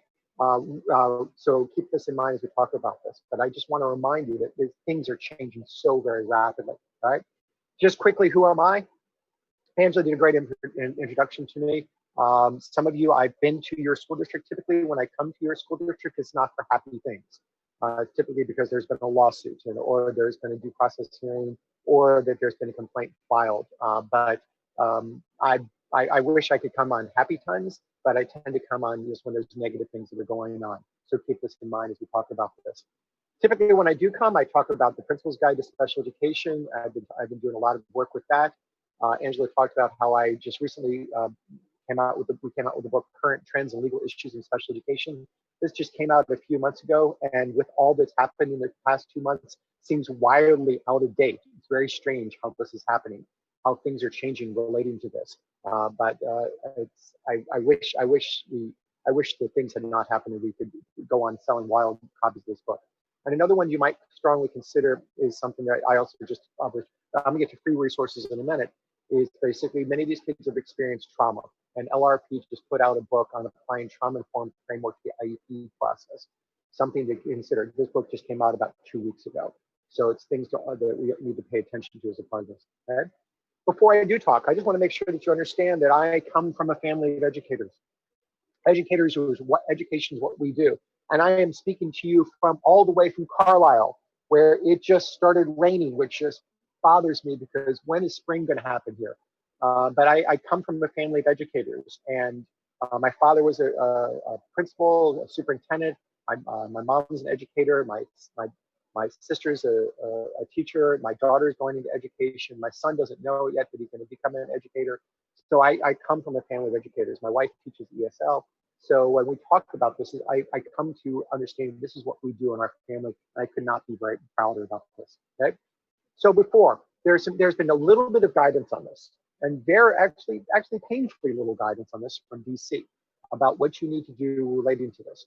And why I'm talking about this is we need to pay attention very specifically to ensuring that we involve the parents as a part of the process and we pay attention to what's going on. So there's something that I do, and I'm flipping through this rather quickly. A number of you have been emailing me, former students have been emailing me, asking. My understanding is the slides that are part of this presentation and Dr. Smith's presentation are going to be available on the Schoology website. So there's going to be guidance there that you can get, and you can follow along with those later. And I appreciate all the information that Dr. Smith provided. A wonderful presenter and a very hard act to follow. I wish I'd gone first, so it would make my life easier. But a really wonderful presenter. But there's some documents that you need to pay attention to. One thing that we really want to emphasize is the FERPA virtual learning guidance that was issued in March of 2020. The U.S. Department of Education has given guidelines relating to FERPA, the Family Educational Rights and Privacy Act. If you look for nothing else, look for that. And so I really want to emphasize that is one of the documents that the U.S. Department of Education has put out that is providing an amazing amount of guidance. Because what you're having to do is you're having to hold meetings with parents over unsecure lines and other things like this, which I'll get to in a minute. But you have to think about what can we do as a part of this. So if you learn nothing else, at some point, go to the U.S. Department of Education's website and type in FERPA virtual learning and look at the March 20th guidelines. So March 2020 guidelines, and look at that and get some information relating to that. It really will provide some assistance. Okay. So I'm going to go really quickly and those of you who've had me know understand I can talk fast, but I want to cover some things that are very important to what we're doing related to the education of kids with disabilities. And so I just want to understand, why is this important? Many of you have heard me speak about the NDRF decision, but I've got two direct quotes from the NDRF decision, which I really want to emphasize is why this is so important. And this is exactly what we need to pay attention to. All right. Then think about this. The nature of the IEP process ensures that parents and school representatives will fully air their respective opinions on the degree of progress the child's IEP should pursue. I don't make up these quotes. This is a quote directly from the Supreme Court. And so just a little over 3 years ago, wrote this as part of the Chief Justice John Roberts wrote the decision on NDRF. So IEPs are a linchpin for what we look at. When I'm involved in due process hearings, the first thing I do is I go to the child's IEP and I look at where we are with this. But there's another quote that we have from Chief Justice John Roberts' decision. The act contemplates this fact-intensive exercise will be informed not only by the expertise of school officials, but also by the input of the child's parents or guardians. I cannot emphasize enough how much we need to involve parents as a part of this process. Parents have a huge stake in this process, especially now that many of the parents are providing much of the education for these kids and being kind of co-teaching with us as a part of this. Parents have a very important part of this process. So what I want to emphasize, and we'll get to the tips in a few minutes, is the absolute necessity of getting parents involved and making sure that parents can be part of where we are with this, and emphasizing that it is a wonderful resource and we need to use them and pay attention to what they have to say. So I'll get to that in a minute. But before I go there, I'm going to push some free resources on you. Some very specific free resources, and just talk about this. The first one is there are 3 IRIS modules. If you don't know what an IRIS module is, type in iris.vanderbilt.edu and you'll get their access to these things. They have 3 modules that are applicable to what we're talking about today. And I really can't emphasize this enough. The first one is a module on supporting parents learning parents what you need to support learning during the pandemic. This is a module that the IRIS Center was given 3 weeks to put together. They usually take 6 months to 9 months to put together. Just came out last week. It's a wonderful resource and it's free. It's a wonderful resource on working with parents, and I can't emphasize this enough for getting this information out to your teachers as a part of this. The second one is an IRIS module that they put out on IEPs, developing high quality individualized education programs. This module, and the one I'm going to talk about in a minute, were the ones the U.S. Department of Education asked for relating to the NDRF decision. What do school districts need to know about implementing IEPs? This one is geared more towards for teachers, and it is wonderful. I wrote part of this. It is a really good one, and I really can't emphasize this enough. The second one, though, about IEPs is how administrators can support the development and implementation of high-quality IEPs. This one is was written in parallel to the other one. I had a huge stake in this one and writing this, and I can't emphasize this enough, that this is a great module for your principals, your ability, and other administrators to understand their role in the process of implementing high-quality IEPs. And like the other modules, they are free. So I can't emphasize this enough. These are great resources. I want to make sure that you use them and get them out there. They have basically the U.S. Department of Education stamp of approval on this. I presented with U.S. Department of Education individuals as they talk about these, and they think they're good. So please push these out to teachers and push these out to administrators as a part of this. Okay. Wait, there's more. The Council for Exceptional Children is giving a free opportunity to join now, between now and May 31st, using this promotional code so you can become a new member as part of a basic membership. Why? As a professional organization, I want to emphasize a free resource for you that you can get and pay attention to this. And why am I pushing this very specifically? Is the Council for Exceptional Children, one of their big journals, the Teaching Exceptional Children, this issue that is coming out tomorrow on IEPs, on policy to practice. They have 7 articles on leading IEP meetings, what you need to know from basically IEPs from soup to nuts. And if you join CEC right now for free, you will get a copy of this for free. And this is a special issue that's coming out tomorrow. So it's highly relevant. It was written before the pandemic crisis, but it talks about the IEPs and what you need to know in general. So it took as we were putting this journal together, these journal articles together, we were not thinking of pandemic, but who was 2 months ago? But it has great resources for you. So I want to push this out and pay attention to this. Okay? So now what we really want to talk about, we really want to emphasize is virtual meetings, problems, FERPA, emails, things like this. Because many of you are getting more emails than you've probably expected to get previously. And why I say this is I wake up every day and I think that my email machine is going to break just from the sheer volume of emails that it's getting. And when I mean this is that the volume is there. Parents are home, teachers are home, so they're emailing. And so we have to think about this and pay attention to this and pay attention to what we can do as a part of this and pay attention so that we answer and deal with the crisis, but also alleviate some of the fears and help many of these parents as part of this and dealing with where we are with this. So virtual meetings. And I really want to think about this because many of you are holding virtual meetings as a part of IEPs. So I have some specific tips that I want to pay attention to as a part of this.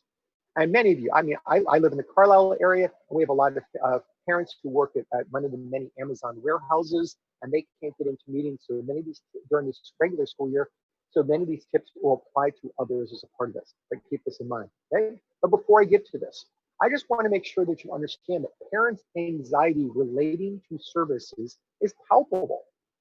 I've been attending multiple IEP meetings virtually over the past 6 weeks. And you can see there's a level of anxiety relating to this. Parents are unsure about when their child is going to go back to school. They're unsure about how they're going to share the computer, where the best Wi-Fi spot is within their house, where they can actually do things, what time they can get things done, how they're going to teach the math lesson. So parents are very anxious about this. So keep this in mind as we talk about this. But typically, and many of you have been part of IEP meetings that I've come to your district and led, understand that typically when I am in an IEP meeting, I start every single IEP meeting with parents. Tell me about your child, because it grounds us. It grounds us to remind us that we're there to talk about a child. We're not there to talk about a paperwork compliance document. We're there to help solve issues and develop a program for a child that will help meet their needs. So that's what I typically do. Now, I've not been doing that of late because parents are so overwhelmed with the technology. They're overwhelmed with what we're doing. So they're overwhelmed and they can't actually participate as we would like them to do. But they are overwhelmed and they're not sure of what's going on and how to do things. So I'm making sure that we include the parents, but I want to make sure that we also pay very close attention to what's going on. But as a tip, that is a tip in the future. When we do go back to reality, whatever that may be, that include the parents and basically ground the meeting by having the parents describe the child. So we talk about a child and not a paperwork document. But many of these parents are also teaching, so pay attention to where we are with this. All right. So some tips, and I've got some very serious tips. Again, I don't get to go to the happy meetings, but you have to think about this. And I'll talk about each and every one of this. Okay? Remember, not every parent can make it to the district for an IEP meeting. This may be due to work, family, or other responsibilities. Even though parents cannot physically come to the meetings, districts should do everything they can to get parents to participate in the process. Many of you have been participating in a variety of ways to do this. They can be involved in Zoom, FaceTime, Skype, or just use of a phone. We realize that there's that old school thing that parents can actually do. This was now, then we have to think about this. So the following tips, pay attention as part of the alternate formats for IEP meetings. Please emphasize to your school team the need to keep the parent informed and get their meaningful participation. The following tips are provided to facilitate that participation, not to reduce it. And I can't emphasize this enough. All right. First, like other IEP meetings, work to make sure the parents have a draft of the documents that are to be discussed prior to the meeting. Not only does this ensure they have a chance to read them ahead of time, it is good practice so they can digest the information prior to the meeting and come ready to discuss the programming placement. Second, make sure the documents are clearly marked. Okay? Make sure the documents you provide to the parents and others on your team are clearly marked about what they are and that each document also has a clear page number. Both of these will be of great assistance when referencing documents in virtual meetings. Use the names and page numbers of the document when referencing the specific documents. Technology. If we're using some form of technology for live broadcast, the meeting with you and the parents and others, make sure they have the necessary equipment and the Wi-Fi signal to participate. The trial test is a good way to checking on whether this works. Some participants' signals are better in one part of their house than others. Some parents may need help, a different or newer laptop or a tablet in order to participate. Strongly consider loaning them a laptop or tablet for the meeting. Even if you do have good technology, a good Wi-Fi signal. Make sure that they all, even if they have a good Wi-Fi signal, make sure there's a call-in number for the parents and others in case they have problems with participating in the meeting and get removed from the live stream or their Wi-Fi signal does not work. Think about the backup plan before you need it. Okay? And this this one not applies so much to what we're doing right now, but if you guys are sitting at a table in the future and the parents are not, ensure the microphone works for everyone in the room and not just in one direction. I was on a Zoom call the other day, and the person, as soon as they moved away just a little bit, I couldn't hear what's going on. So microphones are better than others. Number 5, software. If we're using presentation software, make sure the room is arranged so that the individuals who are not in the room can see everyone else. That the camera is not just focused on one person. The important part of participation in meetings is body language. The remote participant cannot see what is occurring in the room. Their participation is reduced. Remind the participants in the room that they are being watched at all times and act accordingly. This is also good advice for face-to-face meetings. I participated in a Zoom meeting the other day where the participant, one of the participants was picking his teeth the whole time. It was truly impressive. I did not know one could pick their teeth for that long a time, but he truly carried it off. Introductions. Like any IEP meetings, make sure there are introductions of everyone who's in attendance. If you're using the phone for the meeting, make sure that everyone identifies who they are prior to speaking. So as they go around and talk about things, and have them reintroduce themselves. Okay. Recordings, this is something to strongly consider. Many of the virtual forums also have recording functions. If you're going to be recording a meeting, make sure everyone knows this is occurring. When I do face-to-face meetings, remember in the old days we used to do face-to-face meetings, I have an app on my iPhone called rev.com, or rev.com, rev.com. And what it does is it records the meeting, you upload it at the very end, and within 45 minutes you get a typed transcript of what's going on. Yes, there's a charge, but since I only go to the contentious IEP meetings, it's a very important one. Think about this. Group rules for talking. Discuss the fact that since you're using technology, the participants will have to wait while others are talking because it makes it very difficult to hear what is being said. Take turns. Give everyone a chance to communicate and share the information with others. Next, work to ensure the method you're using has screen sharing technology. This makes it easier for everyone to see what is happening, and you can all reference the same document at the same time. Okay? And if screen sharing on a computer or tablet is going to be used, okay? About screen sharing, ensure the images that others will see when you are transferring to the screen share are appropriate. Check to make sure there is not open emails from students, parents, or other documents on your desktop that may release identifiable information to others. This is going to make sure you just check this before you go into your meeting. Number 11, work with the parents throughout the process to make sure that they have a say in the agenda items, that they also know what to expect as a part of the meeting. One of the big difficulties is that parents often feel overwhelmed at these meetings, and so make sure that they are as comfortable as possible and there are no surprises for them. Okay? But also make sure that parents know that they can involve others to be part of the meeting, and so that they can bring others and they can participate as well. Now, for parents who are English language learners, make sure an interpreter is available who can translate and help the parents with understanding what is being discussed. The same goes for parents who are deaf or hard of hearing. Use closed captions or ensure there's an interpreter who can help the parents understand what is being discussed. Just you want them to participate, and please get them there as a part of this. Next, periodic reminders. Periodically remind meeting attendees to cite to specific page numbers on the document to ensure everyone knows what is being discussed. Don't go, this is the IEP, this is what we're talking about. Talk about the specific pages, talk about where we are with this. Okay? Professional behavior. Okay? Since the meeting is occurring virtually, there will be a loss of awareness that what you get if the individuals are in the room due to body language. Therefore, much more than a face-to-face meeting, ask the parents if they have any questions, concerns, or issues that need to be addressed. Be careful how you ask the questions. Make sure they're open-ended and not just yes, no, but periodically ask these questions. Ask these questions as a part of this so that they understand exactly what's going on. Right? Professional behavior also. Make sure all staff engage in professional behavior at all times. If you're using some of the video conferencing tools, you do not know that parents may be focusing on you. They may be paying attention to this. Also, the Zoom, if you have private chats, if you record those, if you record these meetings, all the private chats are shared with all the participants who are part of this. So be careful about how you privately chat with individuals, right? Make sure all staff know they're being watched and they're expected to engage in professional behavior at all times. This includes what they're looking at, background sounds, background images, and what they're wearing. Tell everyone to assume that they're the one that's being watched at all times. Next, emotional. Some IEP meetings can become very emotional. Allow for this to happen and allow the parents to take a break and compose themselves. They are being watched also, and sometimes they're not comfortable with the situation. Okay? Other meetings, like other IEP meetings, make sure the parents know they can ask for another meeting and they do not have to finish everything in this one meeting. Keep that as part of this. All right?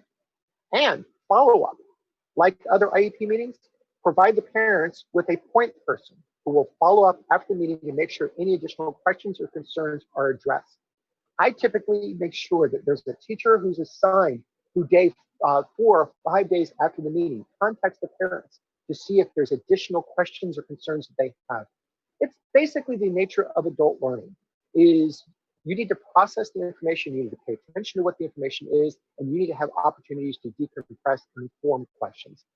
Be that person that helps as part of this. Next, use an agenda. Talk with the parents about the agenda, have the same agenda, and listen to the concerns they have. But it covers all the things, and you can give some sense this is what we need to pay attention to as a part of this. Next, at the end, review the meeting minutes. Go over the minutes of the meeting with everyone at the end, ensure everyone is in agreement.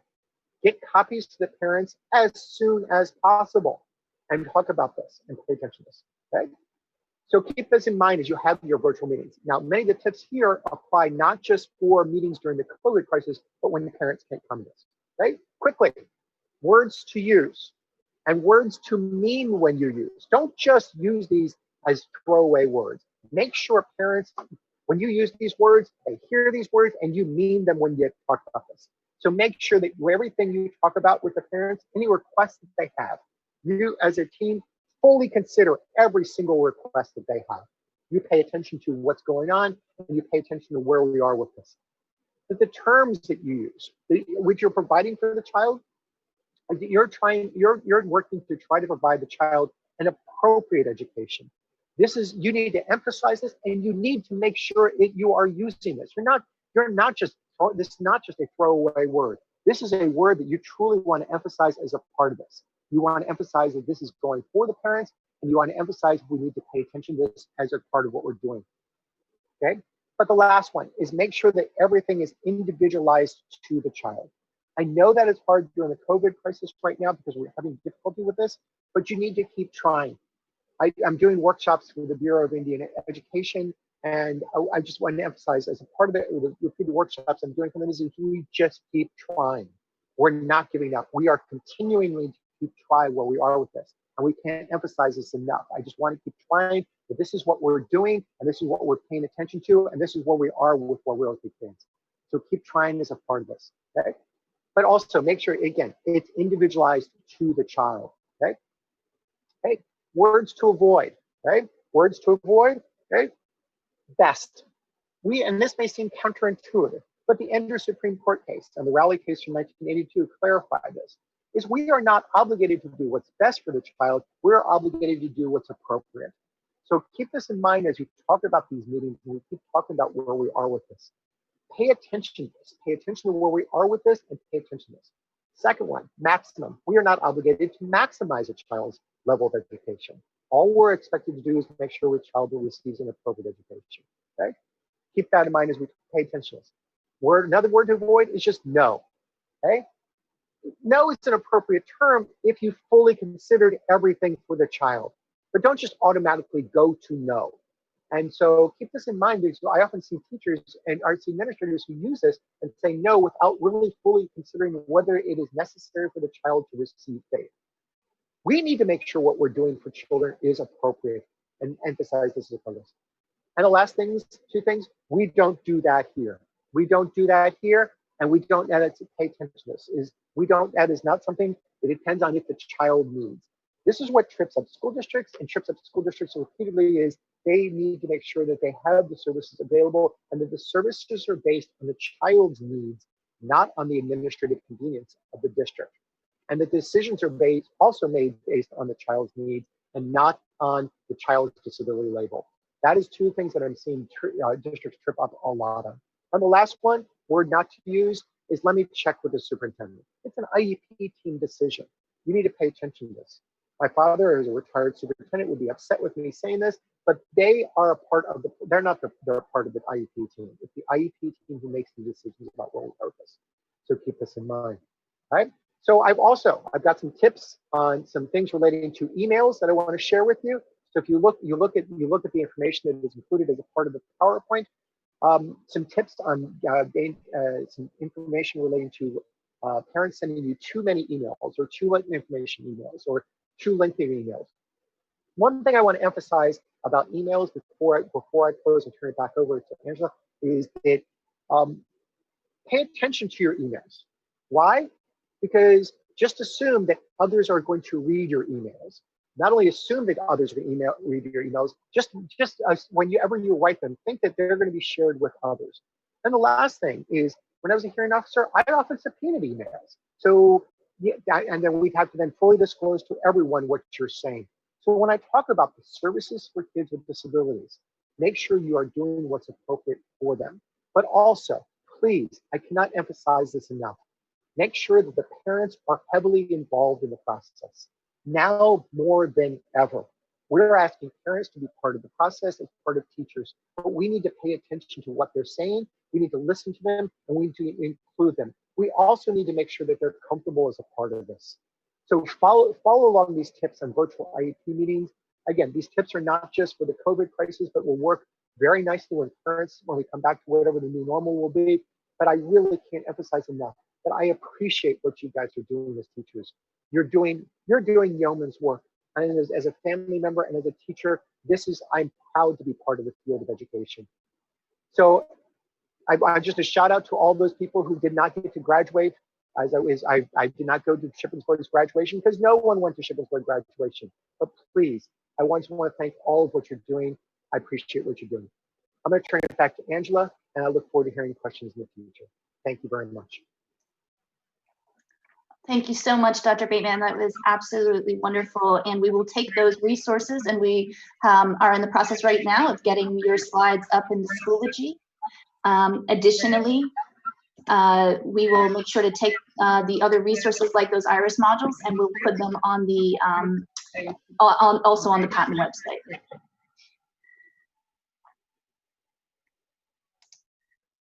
So I want to just next just kind of thank some folks. Dr. Smith and Dr. Bateman, both very last minute, were very, very kind to work with us to do our keynotes today, and they were phenomenal, and I learned a lot, and I hope you guys did too. The other folks that I really want to thank are the patent team. So as of this morning, we had over 2,100 people registered for the Schoology course, and it was no small feat to put together this conference in 2 weeks. So the request for proposals that went out to educators from across Pennsylvania, and then the vetting of that, and then the final decision making and getting this all up and going. So to the patent team who've just been amazing, but I absolutely have to highlight this next individual. Sarah Frey is not only our kind of coordinator and state lead around MTSS, computer science, and PA Smart, but she's also now going to take the lead in coordinating the efforts for us around supporting students with disabilities in virtual environments. And both Sarah and her colleague Ethan Pan, both patent Harrisburg consultants, pretty much pulled all of this course together logistically, and this would not have been done without them. They spent this past weekend on calls with the hundreds of presenters, and so I just want to acknowledge both Sarah and Ethan and thank them very much. And so I'm going to now sign off so I can get into another Zoom, but I'm going to turn it over to Sarah, who's going to explain the rest of the conference and the concurrent sessions. And again, thank you, Dr. Bateman and Dr. Smith. And Sarah, I'm going to turn it over to you. Thank you, Angela. On our screen, we've got a view of the showcase agenda. I will make this brief because we are scheduled to take a quick break now before concurrent sessions begin. This agenda is linked in the description notes under the YouTube video right now. It's if you notice in the agenda, and Angela mentioned it as well, we are moving over into Schoology for the remainder of the day for concurrent sessions 1 through 4. Information for accessing the Schoology course is also available in that same agenda doc linked under the YouTube video. Once you have logged into the Schoology course, you'll see a number of folders by the timed sessions. So we've got a folder where we will be placing Dr. Smith's and Dr. Bateman's slides and resources. And then each concurrent session has its own folder. To participate in a concurrent session, you can open up the folder for that time slot, review the list of available sessions for that time slot, and then when you select a session, you'll access that page to review the information provided. At the beginning of the concurrent session, please watch the embedded pre-recorded presentation from our presentation hosts. And then after you finish watching that presentation, you'll see that the link to the live question and answer discussion is available at the bottom of the page. Each of our Zoom live sessions are password protected, so you'll need that password as well. The presenters will be available in that Zoom meeting space with a moderator from the patent team to answer questions in real time. When you log into Zoom, please make sure that your microphone and camera stay disabled. We're excited to have so many people access the Schoology course and all of the wonderful sessions today, but we don't want to overwhelm anybody with so much background noise. If you have any issues at all accessing the agenda or the Schoology course, please reach out to us. Our contact information is provided in the agenda, and we'll be sure to help you. We hope that you have a wonderful time during today's showcase.